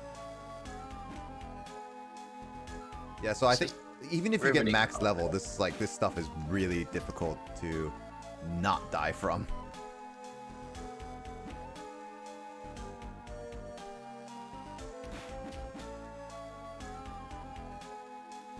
Ah! Come on! Ow! It says that's a quarter of your health, and it's not quarter of your health.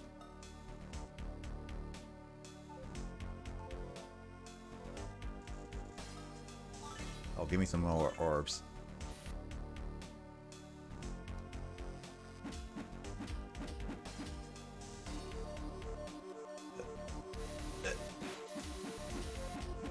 Ah, man, how much health does this boss have? Oh, there we go. Look at him. He transformed, Max. Yeah, I remember this. He's now his second form. Where he's got the. He's big and he's got the bigger horns. Frieza's actually taller. It's sad to think that Frieza will never show Frieza's other forms in any form of anime now, because he just stays like he only showed his first form because that's his natural form, and he'll always stick to his fourth form, always from here on out. And it's just like, come on, it's like these second form, like these forms are just like, I don't know. They're cool looking. I mean, the second form look was pretty intimidating, to be honest. But I don't know like about the one. The third form. I don't like the third form. The one where he has like the weird elongated head. I don't like that one. It just reminded me of Alien, to be honest. I think that's what it's supposed. I feel like that's probably based on it. That I would wouldn't be make sense. surprised. I think I'm gonna go to sleep. Night, James. You take care. Night. Thanks for playing Like with Kyle. You're Night, still, Kyle. you're still a traitor. us. Yep, I am. All right, night, James. No. Right. All right, third form. Transforms. Oh, he got the. He can't even see his face in that picture. He's got the xenomorph head. He looks like a giant monkey, to be honest, with that pose.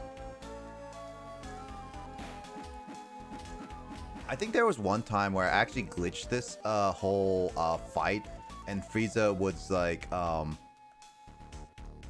was just standing still the entire time somehow.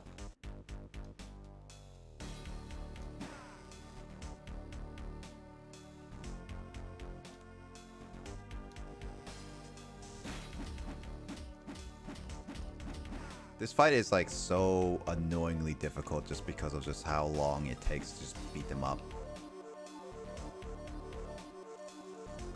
And like how much herbs you would eat as Goku.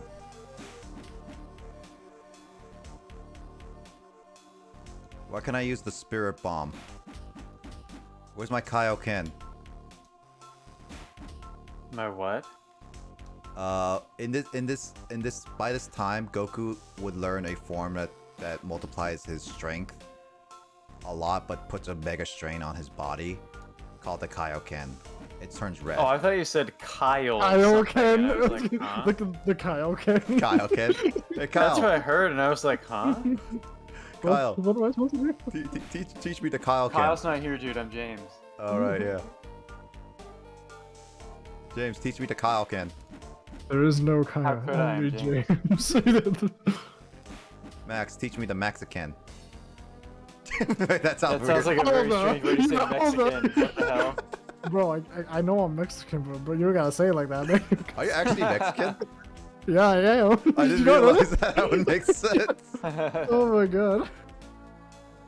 Mexican. Mexican. 24. Also, That's funny. I like Just one day, Max that. prepares like some tacos for dinner, and they're like, "Hey, what's on the menu tonight?" And you're like, "We're having some Mexican We're food." having some Mexican food. Anything made by me automatically becomes Mexican food. also, we're at the final stage, Max. Oh, it's this music again. I'm impressed. It's like for witness my final, most awesome form.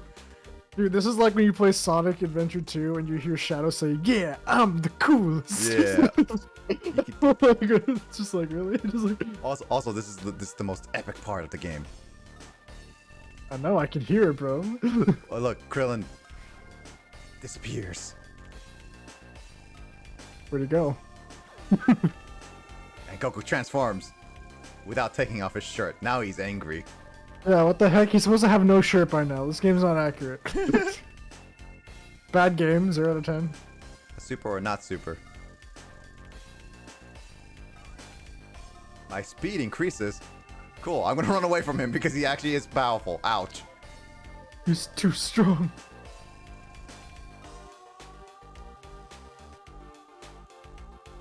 Dude, I love this music. It's actually pretty bopping music. As long as I can punch him. Ouch.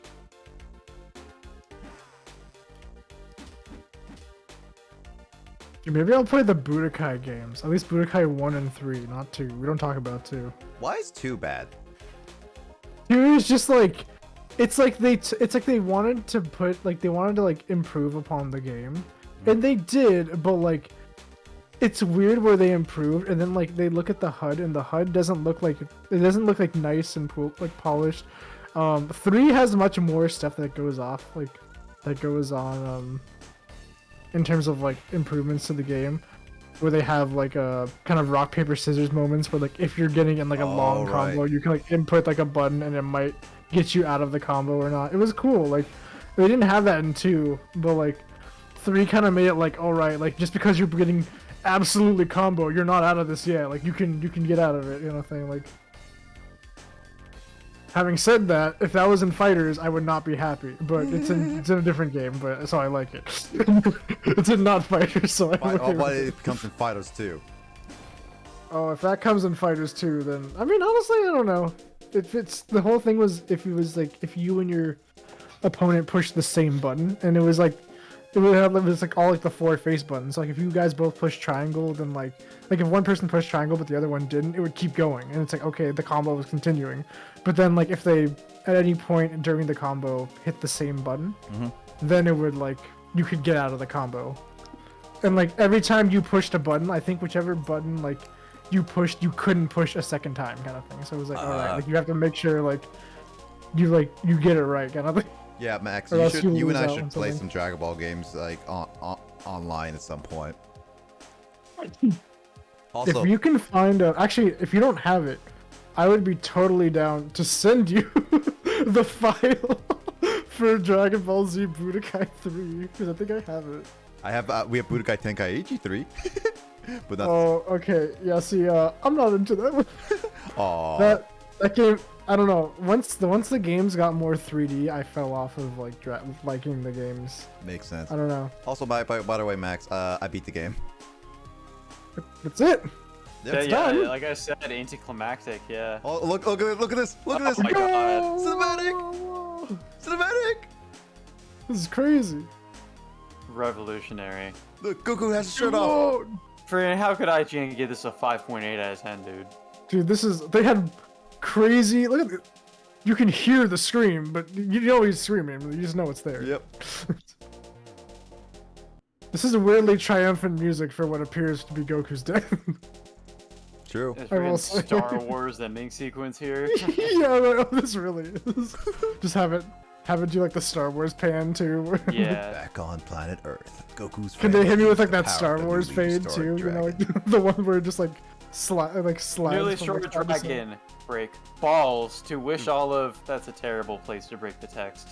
I can't see without my Really? I glasses. know. I can't see without my glasses. Grace. And without a world with their own, wonder of the future will hold for their people. Oh, I like this image. Oh my god, look What? at Gohan there. Hold on. Gotta wait for this to show up on Twitch. We are getting a. Okay, there it is. You want this? You about to get a screen cap or something? So I can. When you guys hear this, can you both stay quiet for like 10 seconds so that the icons aren't appearing over the image? Okay. Oh, I pressed A already. Nick! Now I can't get it! Nick! Oh, don't worry, I'll just replay it again. Also, that's the end of Dragon Ball Legacy of Goku. That's Legacy of Goku right there. A Wow. legacy indeed. What do you think, Max? Dude, all I can say is I'm glad I was not the one playing it.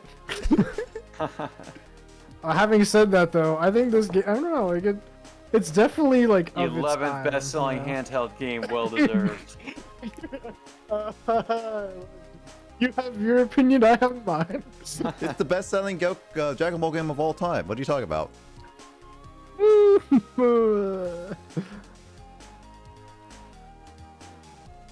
What was the cheat code? Up, down, left, right, B, A. Oh, Are we doing the cheat code just so that way we can get the? I just want to show you because it's super easy to do. Well, I mean, you could show me, and then if Warning: this computer is if Digis this wants to program get is his protected. thing. Yeah. I mean, I will show you with Frieza how made the game easy. All of a sudden, the credits just get infinitely. So you have to do this during the credits. Also, I forgot that the music doesn't change the intro music while you do this. Oh, there we go. You heard that chime? Yeah. That's Oh right. yeah, the chime. So that means that the infinite health glitch is starting, which means that if I were to continue in my slot 1, I believe. Yes, this is how I played the game growing up, So, and yeah. I literally just invincible. I just punch Frieza over and over again. See how the which health made it never feel goes even more down. anticlimactic. Yeah, this game would have been so much easier if we went with just infinite. That's why. Wait, does the game just start right here? I thought there was a whole thing. Like, Oh no, I saved. I had a save file that I saved right here. oh, okay. Was it a? Okay. I was gonna say, like, what the heck? But yeah, I could have played the entire game like this with basically infinite health. Did you say beaten by a monkey? Yep. Well, I mean. All right. We got it. We got to stop talking. Hold on.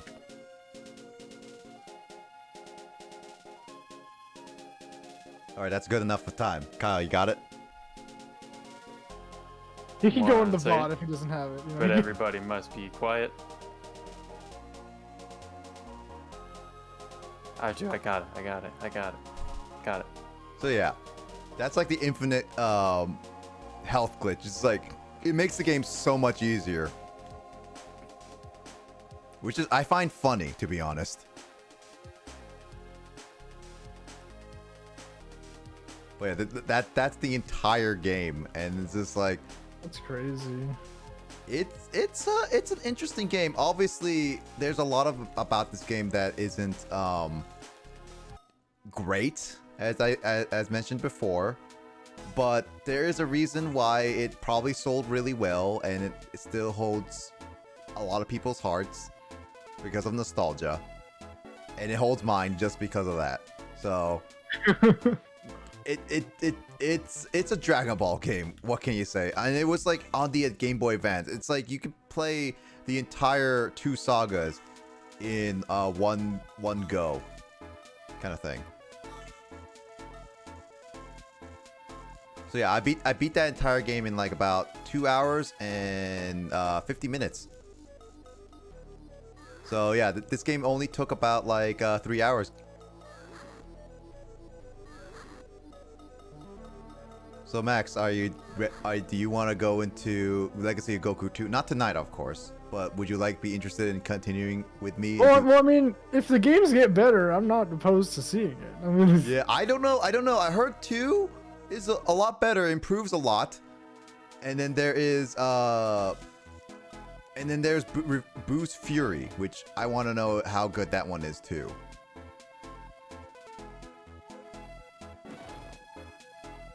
Oh my god, you can just grind off squirrels for the rest of the game if you really wanted to.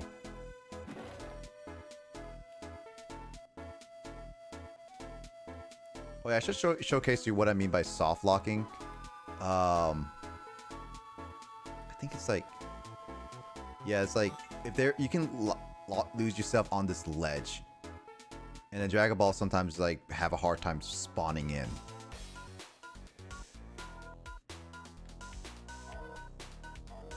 Yeah, see, this is what I'm talking about, Max. oh, Actually, I think I am actually stuck on here. No worries, Vlad. Thank you for the GGs. I think I'm actually legit stuck on here. Did I just soft lock myself without even trying? I think I did.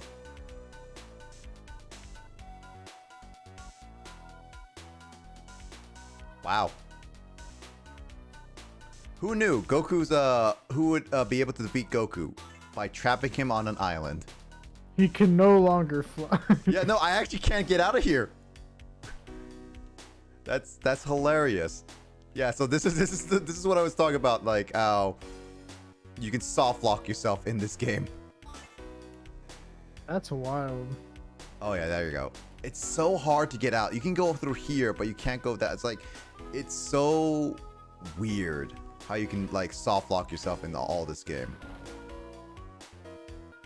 But hey, what can you do? It's an early test of the game. So yeah, there's that. I don't know. Would you have enjoyed this game as a kid if you had a chance to, Max? I don't know, man. You know what this would have been? I had, at least for me, on the Game Boy Advance, I had a lot of games that like I would try my hardest to play, and like I was at that age where like if I couldn't beat a game, I thought that I was just bad, you know, and I Discord didn't blame reset, it on please, the Nick. game.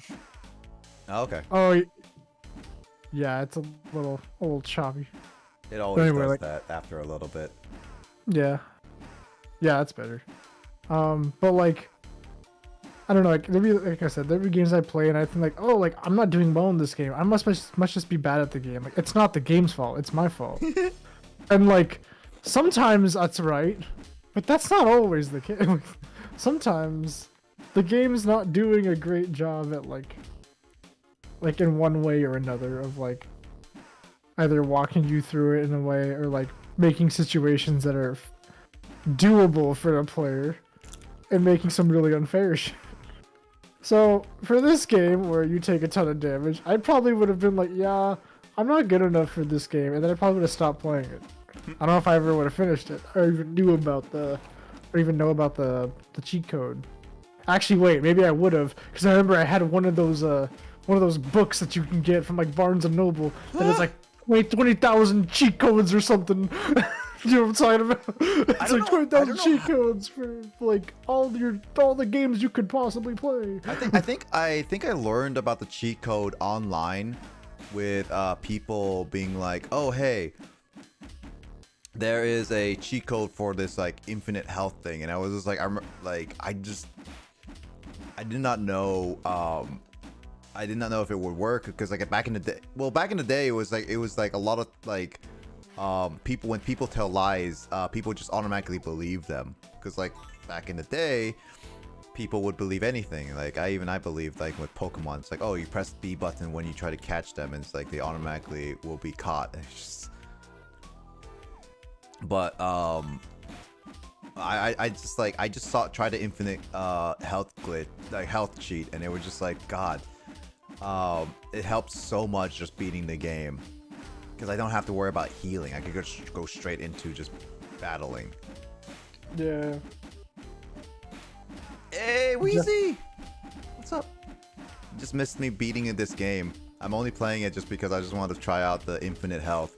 So like, look at me. I am not losing any health. The red bar is not going down at all. Yeah, I saw you sit there and tank damage from that squirrel for like a solid like 2 or 3 minutes. I think that was a dog, actually. Either way, it wasn't hurting you. Yeah.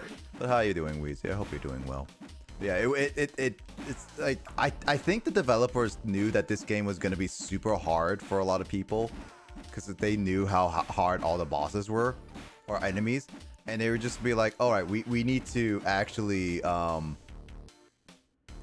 give a cheat code so that people in the world can just play the game without trying, and that's what Kyle did. Your fist up, and you're also a crack at this game. I mean, I just beat it, and I'm gonna be playing the second game of this series because, like, okay, this game, in context, Wheezy, is a childhood of mine, and I was like, man, I love this game as a kid, but man, it has so many things wrong with it. It's so difficult without the cheat code. And I wanted to show Max because he's also a big Dragon Ball fan like I am. And I was just like, God, this would be so good for you to just look at and see how fun this game is to me. So I played it all in only 2 sessions because I beat the game in like 3 hours. That's how short this game is. And that was just me with actually struggling. Small dogs are squirrels. I guess you could say it like that.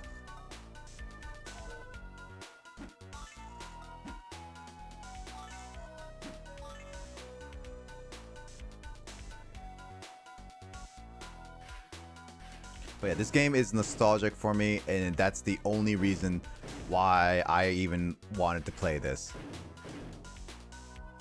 There are so many other games that I just want to play, Dragon Ball games. I even want to play Sagas, Dragon Ball Sagas. You know that? You know that game, Max? Yeah. Unfortunately. Is that like? Is that like I know the game but I regret playing it, or it's like I mean, know I know the game. I tried it at a friend's house and I just didn't like it. Would you like to try it again with me? No. I will sit here and I will talk you through it as you watch it. Not because I know what's happening, but I will talk to you while it's happening. But I will not play in that game. There's certain games Max will never touch ever again. There's certain games that like once you've hurt me in such a way, I cannot forgive it. Well, what did this thing do to you to hurt you so much? It shook my faith in the Dragon Ball series. I mean, fun fact, that's like one of the few games that's made by an American team.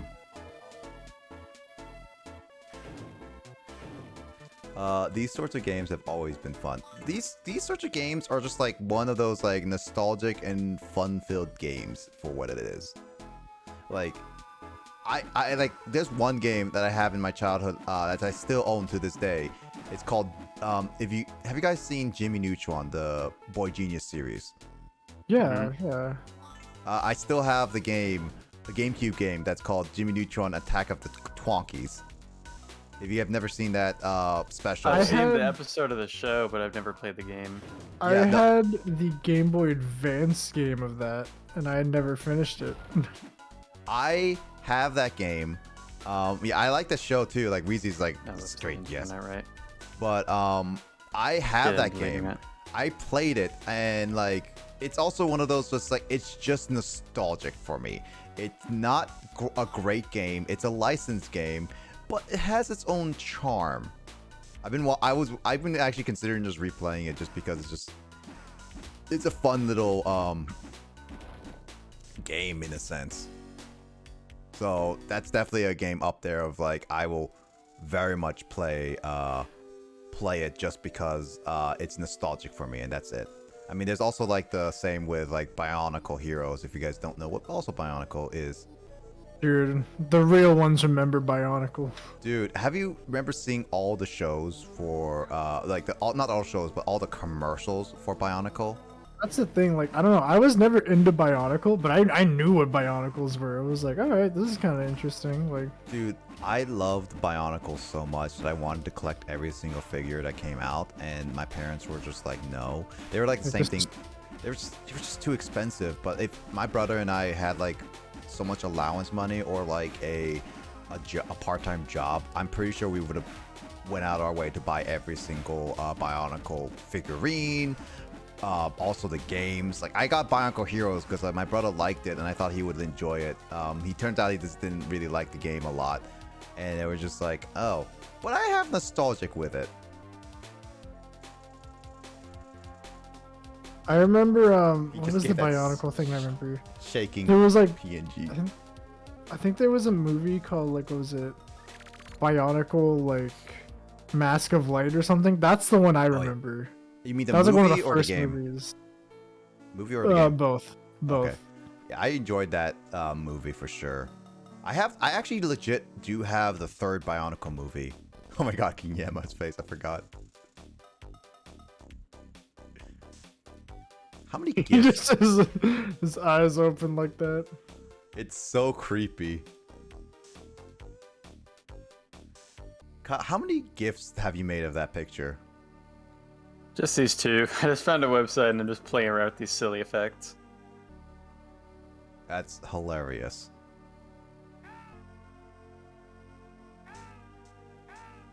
Oh, the snake way takes away your health. Because that's weird. Snake way gets Wait, when you fly or something, or no. Snake way when you touch the sides because they supposed to hurt you. I guess the infinite health doesn't stop it killing you. like the environmental damage? I guess. Yeah, That's I guess so. And that's so weird.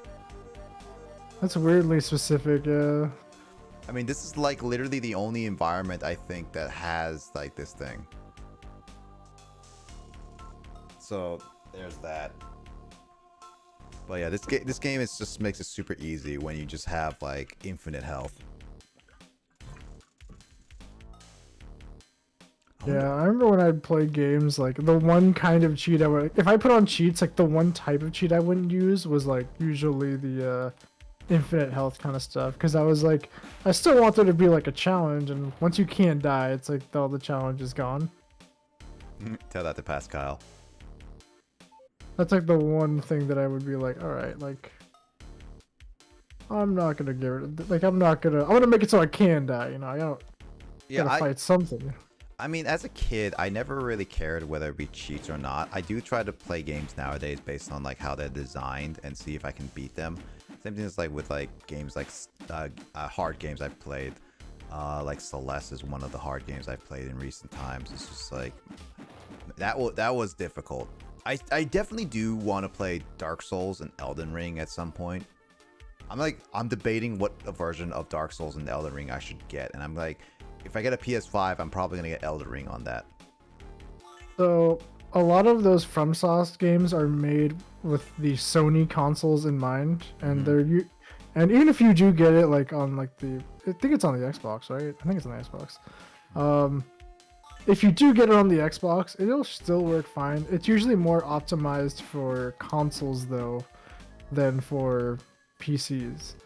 And it's not also because of the optimization that I'd say that, but like hackers are much more abundant on PC, and like there's not really a huge way around hacking sometimes when it comes to FromSoft games.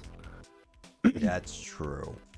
Like I remember I had this clip. I don't have it anymore, but I sent it to one of my friends who's like in the Dark Souls community. Like he's a pretty big like person in it, and he like made a video featuring my clip where I join, like I'm invading someone because I'm like, I'm gonna try invading, and like I spawn in and my character is like instantly like magnetized to the ground, like repetitively falling over, like I can't do anything. I look to my side and there's a guy whose head is the size, like 2 stories tall.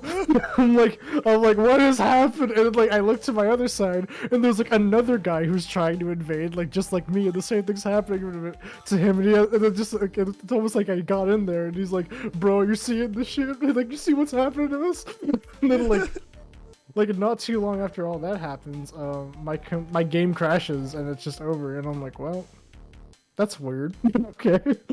That's funny. I've never been into any real big hacking sessions. Well, outside of PC, there's a few hacking moments, but I remember one of my biggest moments is like, you remember the GoldenEye game on the Wii specifically, right? Oh yeah, I remember that one. Like Yes. the kind of remake they tried to make with it. Yeah, I have a lot of fond memories, and I replayed the campaign. There's like, it's still a bit clunky, but I have a lot I mean, of fun. you can have fun with clunky games. Yeah, I still had a lot of fun. The multiplayer was my jam as a kid.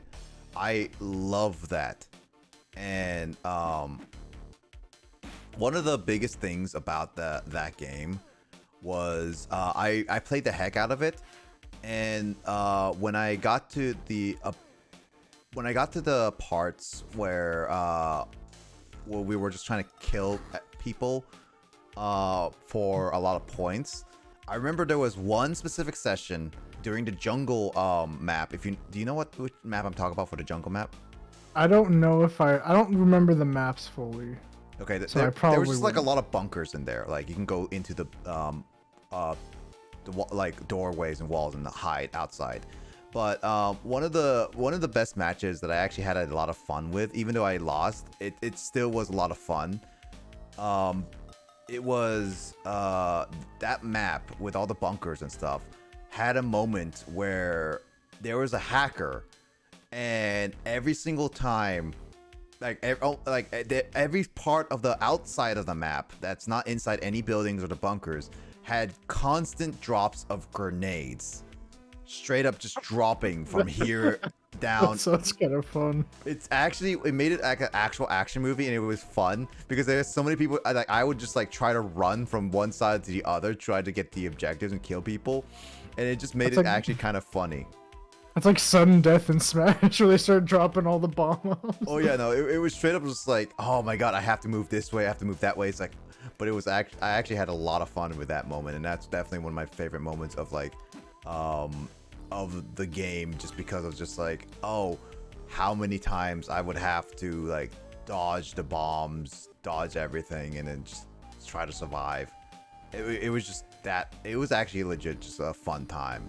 So that's one of my fondest memories of that specific game. And that was like probably like my only hacker moment I did in the hacker moment I had in a console game specifically, I would say. I remember one of the back when I used to play on like Xbox a lot. Are you heading out, Kyle? Yeah, it's me trying to make my segue of leaving without interrupting the conversation. All right, see you later, Kyle. Take care. Night. Night. All right, later, Kyle. Later.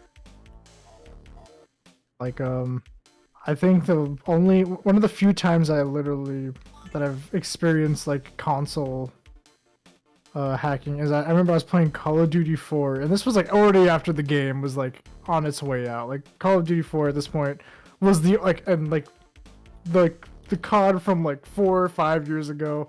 Nobody was really playing this game still, but like me and my friend were like, hey, let's just play it, why not? And like every game we got into was like a hacked game. You would like jump super high. If you had like a grenade launcher on your gun, it had infinite ammo and would shoot like a machine gun. It was just like you were playing a totally different game at that point. That is like, hilarious sounding. And then like if you try to play like a serious game type, like one of the more like competitive game types, like they have one called Search and Destroy, which is kind of similar to like Counter-Strike. Like you either kill the other team or you plant the bomb and then like defend it. But like if you try to play something like that, it would have all the like these crazy like hacked like it would still have all these hacked properties like that I basically just described. So like you'd be like, all right, I'm planting the bomb, and like the second it was planted, you just have like 3 guys shooting their like grenade launchers on you, like instantly killing you. And you're like, well, I guess we'll do better when we're defending and do that. That's funny. That actually is funny. World at War was the worst at that too. On every console plus PC, including Wii, lobbies and hacked. I never knew that World at War has so many hackers. Oh yeah, World at War, I think I think it was hacked even more. It was hacked earlier, I think, than COD 4 was. And then I think COD 4, like once COD 4 once a game kind of gets hacked by like enough people, it's like, all right, like this game's kind of, it's the community's game now. The developers no longer have anything that they can do. Honestly, I got into actually COD, funny enough, with Modern Warfare 2, and I wanted to play more Call of Duty 1 and 3. Like that was like a legit first time I ever played any COD, and I grew up learning about like Black Ops, and then there was like Modern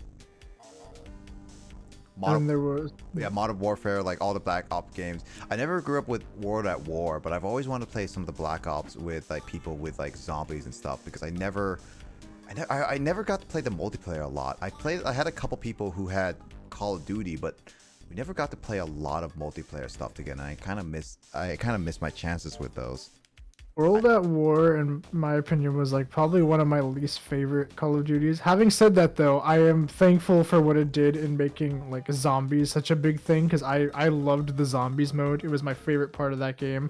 I would buy the map packs just for the new zombies levels. Like that was like my #1 favorite thing from that game.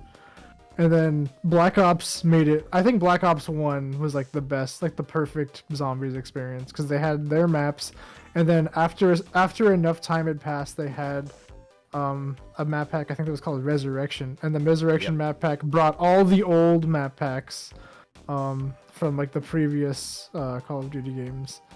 At least from, well, not from previous, from what was it? It was all the old map packs from the zombies map packs, I should say. All the old zombies maps from World at War came to the new game.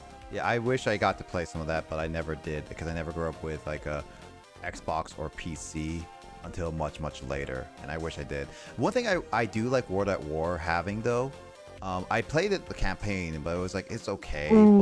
But the one thing I wish the other Call of Duties actually had was a co-op buddy for campaign. Co-op campaign, yeah. I mean, I think Call of Duty nowadays actually does that. At least some of them do. It's weird because one game will have it and then the next game won't. Like it's weird how they do it. Like, I still think my favorite co-op experience of any of the Call of Duty games I've played is Modern Warfare 2's Spec Ops. That is just so much fun. There's Oh little my god, bike- I remember playing a little bit of that. Or like no, Modern Warfare 3 was the one I played the most Spec Ops with. I think Modern Warfare 2 Spec Ops is a little bit better. I think Modern Warfare 3 is like they have like more. There's more the kind of variety, but I would say that I think the type of missions you do in Modern Warfare 2 are more interesting. That's also Modern Warfare 2 is a game where they introduce like the enemies like the Juggernaut, which are specifically for what's it called? Like Spec Ops. Like they're not in any other game type. Oh really? Yeah. And it was like, and then like once they spawned, you'd hear this kind of like audio cue, and you're like, wait, what's happening? And then they would just like slowly, they would like walk at you with their like sniper rifles, and which is like not their sniper, but it's not their sniper. The They walk at you with LMGs. their LMGs. Yeah, but like usually like the best way to combat them was using a sniper rifle. That's why I got mixed up. Dude, I want to play some like Call of Duty with buddies.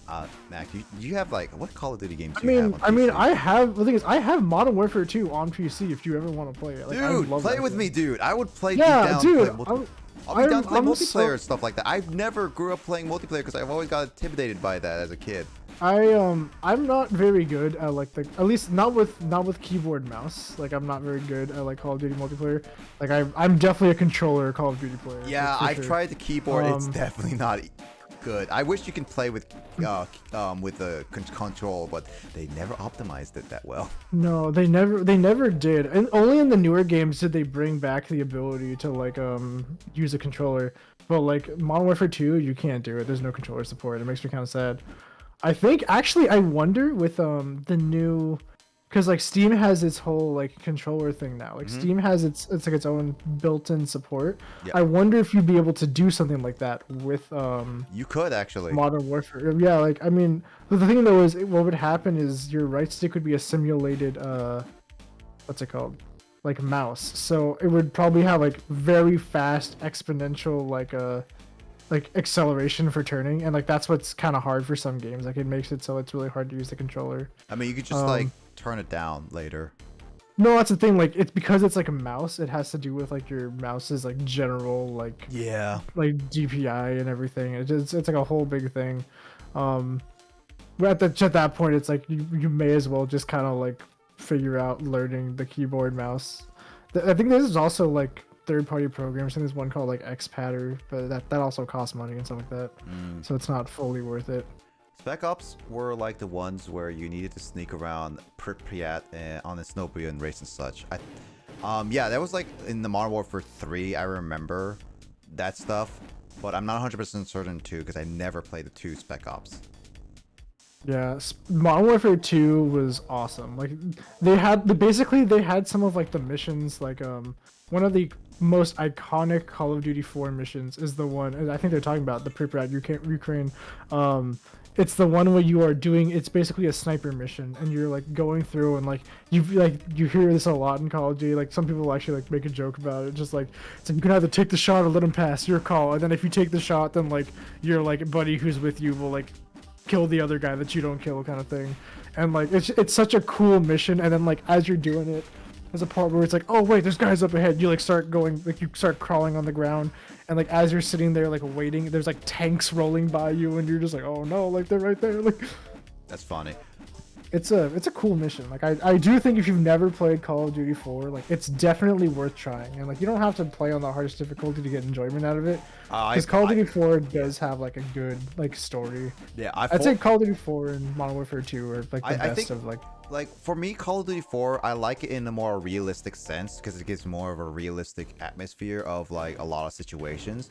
But one thing I like, Call of Duty 2, Modern Warfare 2, I love because not only was it nostalgic like for all the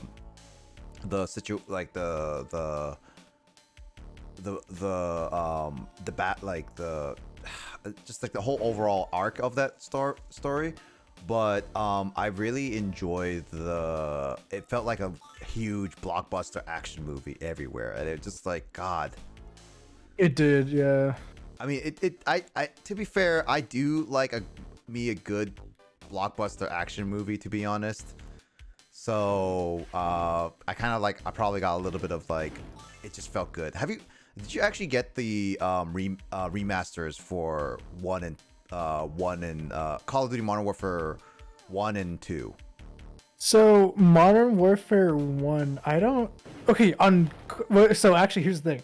I have the Modern Warfare 1 remaster on PlayStation. I think maybe at some point, if I ever really wanted to revisit it and do like the little campaign, I would try and do it all on Veteran, because Veteran gets kind of crazy. You die in like 3 or 4 shots. I can't deal with Veteran without dying a lot. I just only play Veteran just to get the slight challenge, but also do the achievements, but that's it.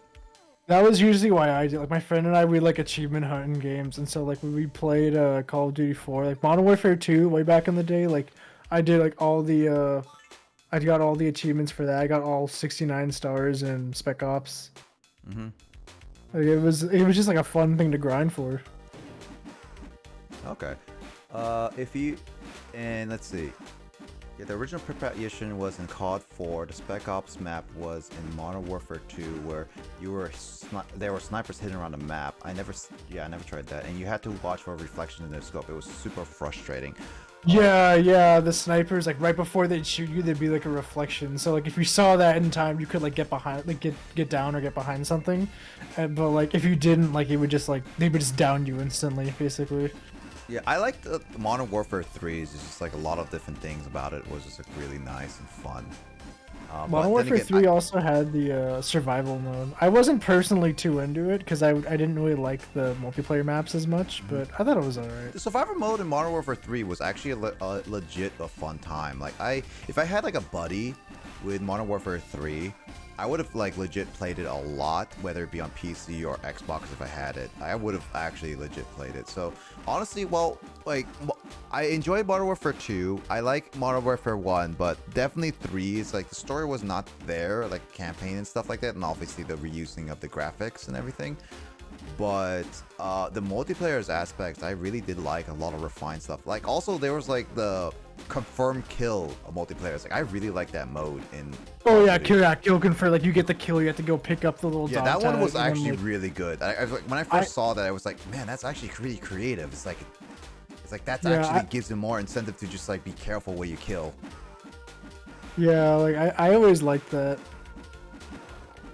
So it's definitely just one of those things that it's just I definitely will say some COD games. I wish they released the Modern Warfare 3 remastered of Modern Warfare 3, because I know it's somewhere hidden inside the Activision's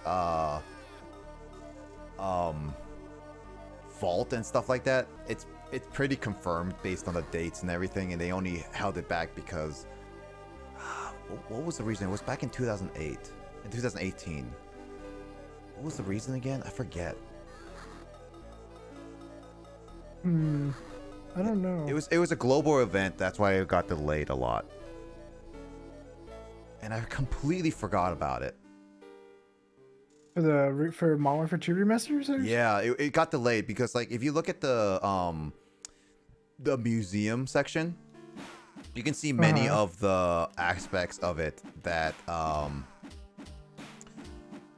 say like it's from 2018 instead of 2020. Oh my god, have you ever played the museum in Modern Warfare 2? Oh, I played. Okay, when I played the museum Modern Warfare Original, have you tried the glitch or you actually tried to beat them legit?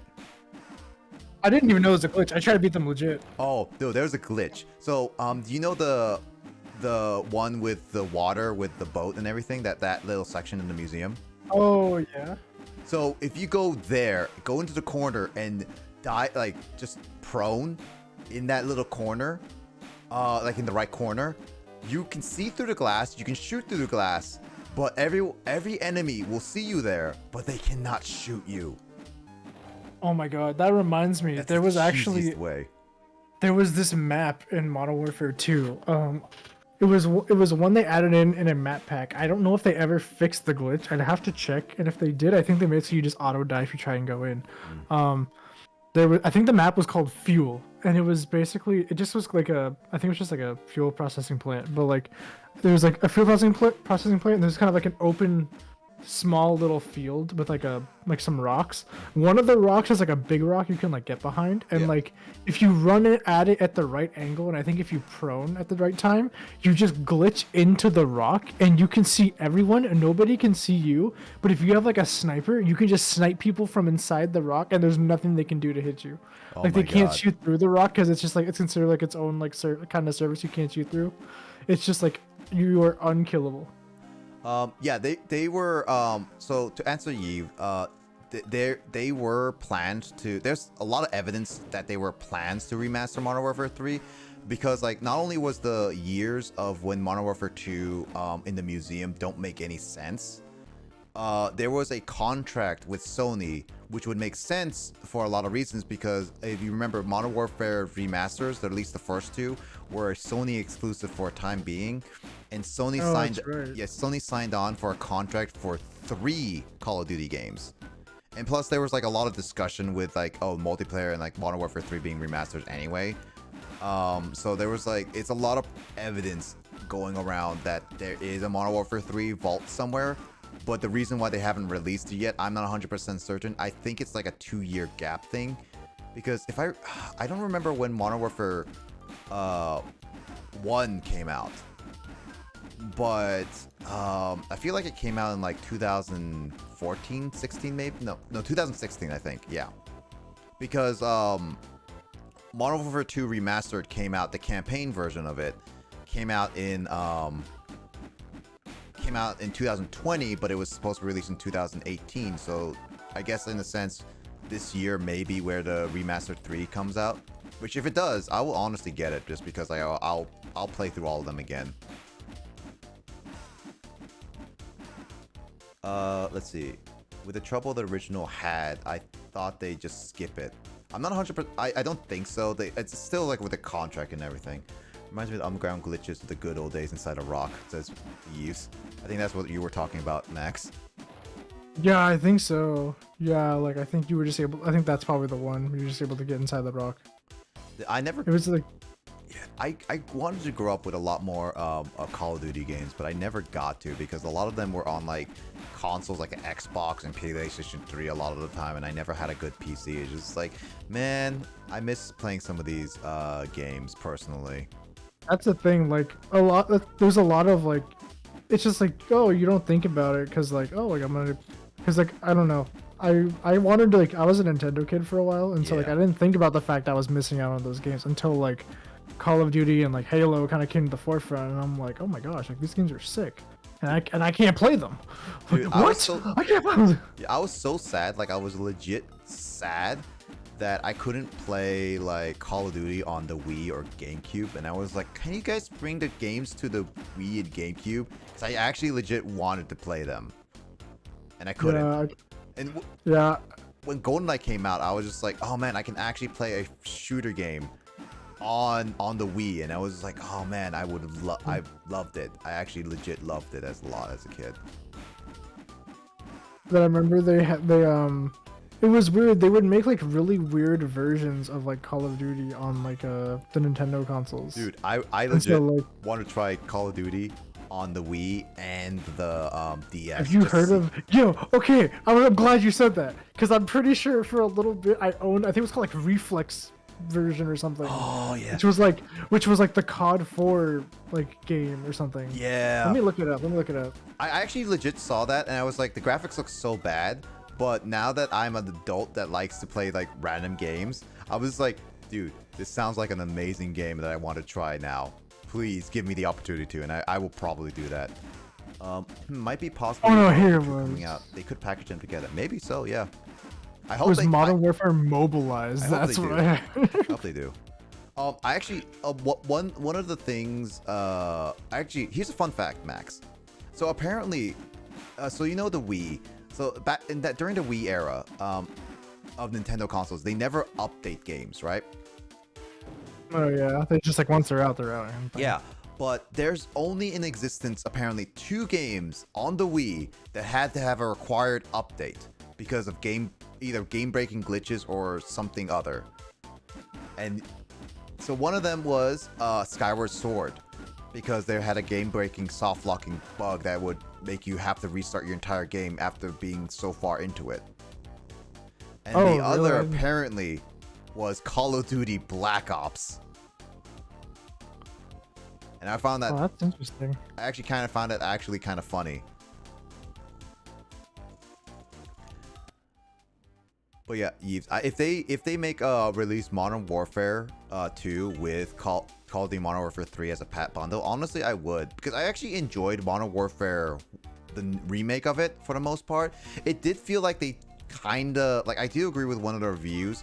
It felt like they the thing is about it is that one thing I don't like is that one thing I really enjoyed about Call of Duty 1 and 2 is that they had a lot of quotes from actual political figures that made it every death and all that stuff. But one thing that kind of griped me about 3 was like it didn't have enough. And then Modern Warfare, the reboot, the problem with that one was that they used like the fictional characters quotes, and it's like they kind of undermine some of the actual quotes that they did it.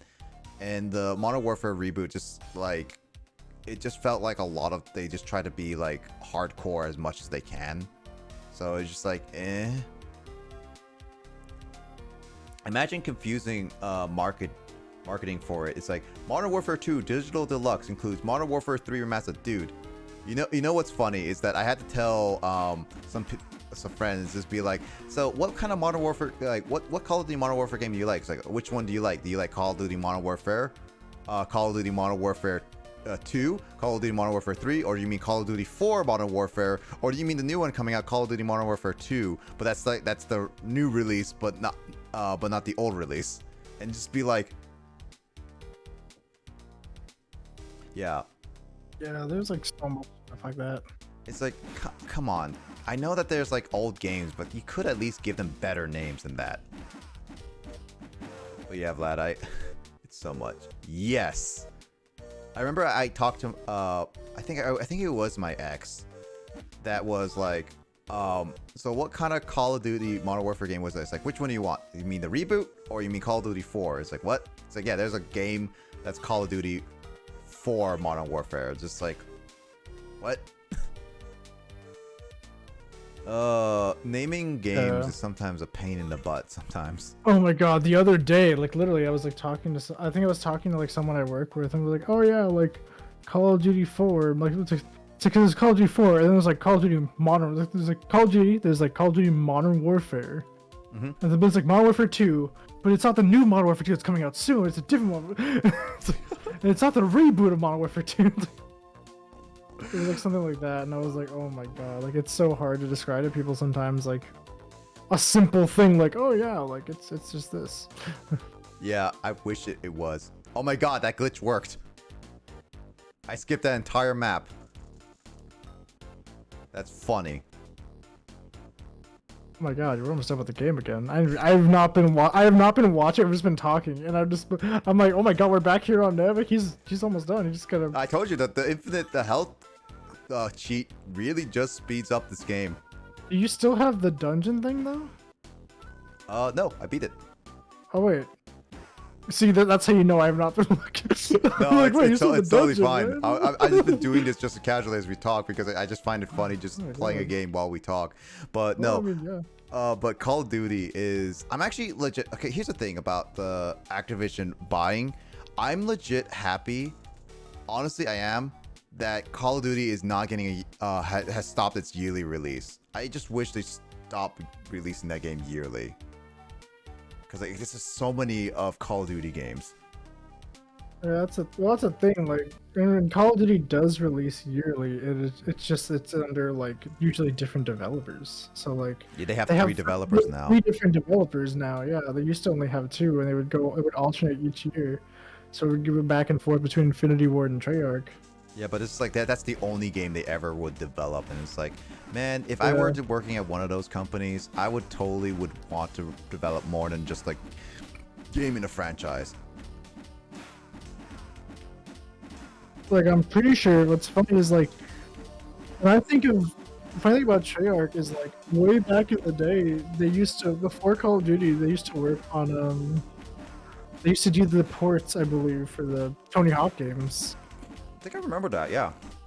Because I mean, like there's like back for a while, I feel like one of Activision's biggest IPs were the Tony Hawk games. So it was Activision, and then it was but it was I believe developed by Neversoft.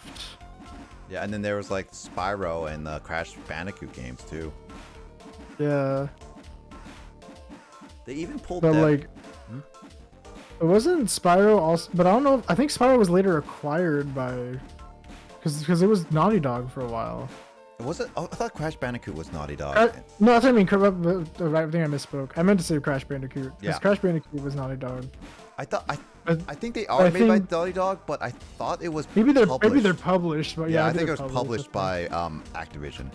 Yeah, I think I might be getting those mixed up. Let me see. They even pulled devs from Tony Hawk to make COD Mobile or something. Did they? I don't remember that. Activision did not sound like a fun place to work at any case. Like, it didn't sound like a fun place even before like all the controversies. But I was like, they were like the publishers for many of the games like for a long time. Like, heck, there's a reason why Activision was one of the big talks of companies, publishers back in like the early 2000s, because it was just like that Call of Duty was literally the only thing people would talk about outside of Halo. Like, if it was shooters, you would be like, do you like Halo or do you like Call of Duty? And a lot of times people like Call of Duty. Because as much as I like Halo, and I still think Halo has a lot more uniqueness than Call of Duty, Call of Duty was on more than one console, and they released yearly. So it's just like, You just got a constant influx of Call of Duty. That's the thing. yeah, and like during the peak of Call of Duty, like when Activision started making them like yearly, like Call of Duty 1 impacted. Call of Duty 2 like had like some rough waters. Call of Duty 3 was just weird because that one was just like made by Treyarch, and it was more, what was it?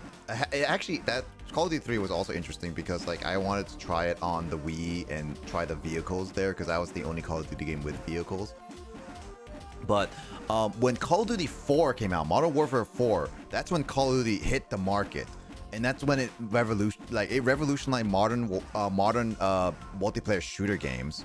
Yeah, I'd say I'd go as far as to say games like Call of Duty 4 and now, like in Halo 3 were the games that truly define like online Yeah, gaming, like that. especially shooters. Yeah, they did. And like Call of Duty 4, and then it came after Call of Duty 4 was like Black Ops, and then after Black Ops, like not Black Ops, like it came out Modern Warfare 2, even with all the controversy in Modern Warfare 2, and then Call of Duty Black Ops, which was still a big hit for many people, a little less than Call of Duty Modern Warfare 2, but then again, the biggest hype with Call of Duty 2, it's really hard to get that same hype. Call of Duty 3 Modern Warfare was still pretty big in its own right. It still has good multiplayers and stuff like that. And then Black Ops 2 was still pretty hype. It was only after that started slowing down with the ascension of like Call of Duty. But during that peak era was like during like 2000s to early 2010s. That's when Call of Duty just rocked the market immediately, no matter what. And honestly, that's what made me like a big Call of Duty fan, because like Modern Warfare 2 was great, and I had hope with Call of Duty, but after Ghosts, I started becoming like, this is big. It's becoming generic. It's becoming like every year it started becoming annoying to me. So I felt The last Call of Duty game that I really like enjoyed, I think, was like Black Ops 2. Black Ops 2 for me was like kind of my last like really fun Call of Duty. And for me, even like Modern Warfare 3, I didn't get super into it. And not too long after having the game, I had like this like it was like a small incident. We were like moving stuff around, so like the room that I normally had my console in was like we had like some stuff being like worked on it. So I basically was playing Modern Warfare 3 on like a CRT screen, like an older TV, like not HD or anything, because I mean CRT. And then like I was like, my console was on the ground, and I had bumped my console with my foot, and it like to the point where it lifted it up slightly, but like not like I didn't like kick it, but I just basically like lifted it up and like dropped it, like not too far, maybe like 2 inches. But because of like how finicky the like disc tray is, it like moved the disc around and like scratched it in such a way that I couldn't like play the disc anymore. Oh man. And I was seriously just kind of like, I don't care too much about this game. Like, this isn't that big a loss. I'm like, it's whatever. You know what's sad? I got like an access to like the first edition Xbox 360 in my possession because a friend at the time gave it to me to fix and stuff like that, and gave me opportunity to just like try to make it work. And so I got it to work. And the funny thing about it was like I didn't know at the time where I needed online code in order to play online with games on Xbox, because I only played on the Wii, and that was my only online experience at the time. Or yeah, you just kind of go. Not the Wii, like PC and Wii, because like they had like a free online, quote unquote free, of course, because you had the internet. But those like I never had to play any service. So and I played like a lot of Halo online and stuff like that at a family friend's place. So it was just like, dude. I get to play the Xbox 360 with like Battlefield 3, a multiplayer game I was actually looking forward to. And later I find out. Oh, like, Battlefield! Oh man, that's another game I sunk a bunch of time into. Dude, I was so excited to play it, and it was like I get to play with all the YouTubers that I watched at the time, and had some fun with them. Later than I know is that, oh, you need Xbox Live Gold. And it's like, what? Do I have to pay for it? How much do I have to pay for it? $50 a year. It's, yeah, oh $50 a year. God. Like, I never had to do that. That was like my first thought. It's like, wow. I guess like if I wanted to play online, my parents would have to pay for that every single year. And that would be so annoying. Also, I just beat the game again, Max. Yeah, I see that. It's so funny that I could just beat the game. I don't know. I still had some enjoyment just beating it again. Yep. But yeah, no. I have a lot of memories with it. Lol, GG. Yeah, Call of Duty was definitely a game series that I wish I got to play more. #gamer. Thanks, Vlad. Well, yeah, no. Call of Duty was definitely a game series that I wish I got to play more as a kid. I wish I got to grow up with a lot of people. Heck, I would have like loved to play Halo online. Maybe Max, if I actually got to play Halo online when I was a kid, we might have bumped into each other maybe at one point. Dude, it's wild to think. So like, not that long ago, I had a stream. I was playing Valorant. I was playing with my friends Henry and Lucas. And my friend Lucas that I was playing with, I met from Halo in 2009. I have known this guy for so long, and we just still play games. It's wild to me that like I've known him for so long, and I met him because I just played Halo one time, you know. Dude, I had a friend that I played Minecraft with, and I talked to on a I haven't talked to him in like a constant way, but I still have his contact, where we used to say hi to each other sometimes. And I remember playing Minecraft back in like the Minecraft beta days. I think it was like 0.8 or something like that. And I remember playing like every single day on a Minecraft server, just with him and like other people, and I was just like having a lot of fun with it. And I was just like, I miss those days of just like online gaming where I just met random people, and we used to Skype. Like, I remember Skyping. I don't know if you Skyped with anybody when you were gaming. Skype, not a ton. Usually, because we play on Xbox, we use like the party system. You know? That's what they had back in the day. Yeah, they still have it. That's fun. I never had any Xbox buddies or Wii buddies. I remember when I was like playing with Wii buddies that we don't have like exactly smartphones or like laptops to talk with online. You didn't have the Nintendo smartphone app with your... Back in the Wii, nah. But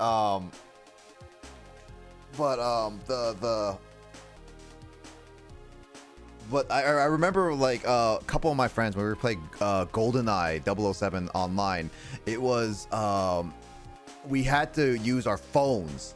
We literally would be like calling each other on our phones and be like, hey, are you ready? And it's like, yeah, it's like, all right, and it's just like put it on the ground and just be like, yo, are you good? It's like we're waiting for a lobby with you guys, and it's like, oh my god, I remember those like makeshift days. And you're running up the minutes on your phone play. Yeah, no, it was running up with some minutes. I never had unlimited plans until like much later, and man, I kind of miss the days of just like before Discord. I also used Skype and like other ways of just like the makeshift ways of just playing with people online, but I never got to play like Xbox or anything with people, so I never got to try the party system or anything like that. I kind of wish I did, because like, I would have loved to experience all those people and all those like salty people online. It's like, oh, screw you, and you, I messed up with your mom or whatever on the online. I've never experienced those really, but it's like I kind of feel like, oh man, I missed out on like some Rage Kids moments. Oh, dude, just play one game of Valorant and you'll be there.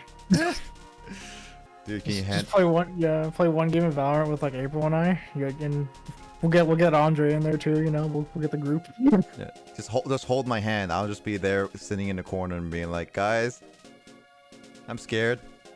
Oh my God. Dude, it was funny. The other day, Andre was streaming, and like I actually he invited me to play, and I didn't expect him to do it. I just happened to be on Valorant. I had to happen to have the application open, but it wasn't like. What's funny too was like it was open, but like I minimized it because I was watching his stream, and then in his stream I saw he invited me. I'm like, oh, I see he's inviting me on stream. Well, I guess I'll play with him. And like he was also playing with one of his other. I guess someone in like the Smash community over there, like named Trix. He's like a younger kid. Yeah. But like it was like his first time playing, and like he's literally talking it through, and he's like, "All right, so like right there, like that's a gun. You're gonna want to pick that up." And it's like, okay, now take out the gun that you just picked up. Like take it out. Like as he's doing it, just gets like shot. It's like, oh, well, we tried. Just like moments like that, and I was like, oh, that's funny.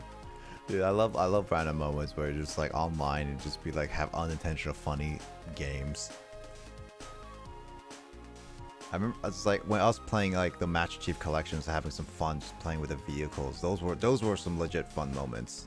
Dude, I still think like some of my most fun moments in like gaming have definitely like they've come from Halo, and they're usually from like the co-op campaign and just messing around and doing stuff. Like, and there is always a good time that is had every time I do that VidMaster Same. challenge that we did with Andre. I've never had a bad time with that. It's always been fun with every group I've had. That's why I was like, guys, when we do this mission, we're doing it with the challenge. I'm like, we're going to do it. I'm like, we're gonna have a good time, trust me.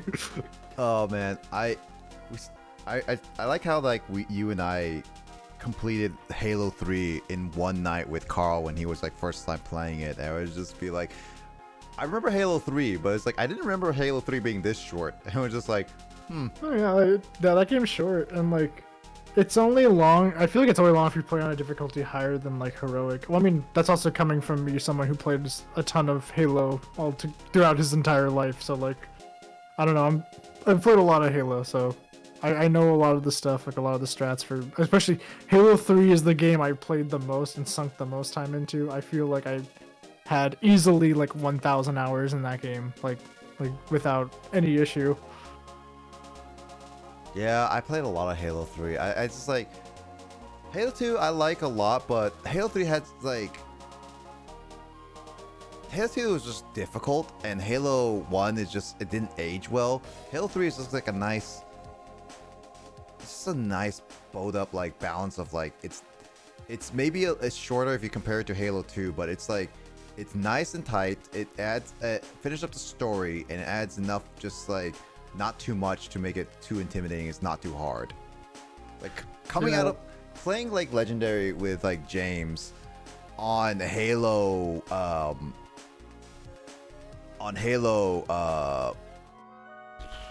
what was it? On Halo from Halo 2 Legendary to Halo 3, it was definitely a big relief of just like going through it easily when we were playing Legendary mode. Oh, definitely. Well, the thing too is like, I mean, the only person who like wasn't like super knowledgeable, like you know, if you play like a Halo, is usually like Carl. But like, I mean, it's cool because like Carl's learning everything. He like gets used to it as you play. I want Carl to experience like Halo Reach because that definitely has like probably the best, more fun co-op experience we can probably do. I personally find that I have more fun in Halo 3, but I think the armor abilities make it a lot more fun for newer players. Like when they get their hands on the jetpack and stuff like that, and they have like a lot more fun like flying around. Oh yeah, no, for sure. Like, it is a lot of fun, and I don't know. I just like Halo Reach's aesthetic. I definitely want a 4-player co-op, and we make it to the very end as Wolf's last stand and everything. Oh And my god, we get the lone wolf. the lone wolf mission, and just be like, okay, everyone, who survives the longest wins. Because that is a difficult mission on Legendary in itself to survive. Yeah, I'm pretty sure when I did my playthrough of like Halo like Reach, I'm pretty sure one of the first things I did, I'm like, well, like I'm not gonna survive. I just immediately threw my grenades at my feet. I'm like, I'm dead. I'm just like, I'm like, the game's over. The game's. You can't do that to yourself in Halo. You gotta fight to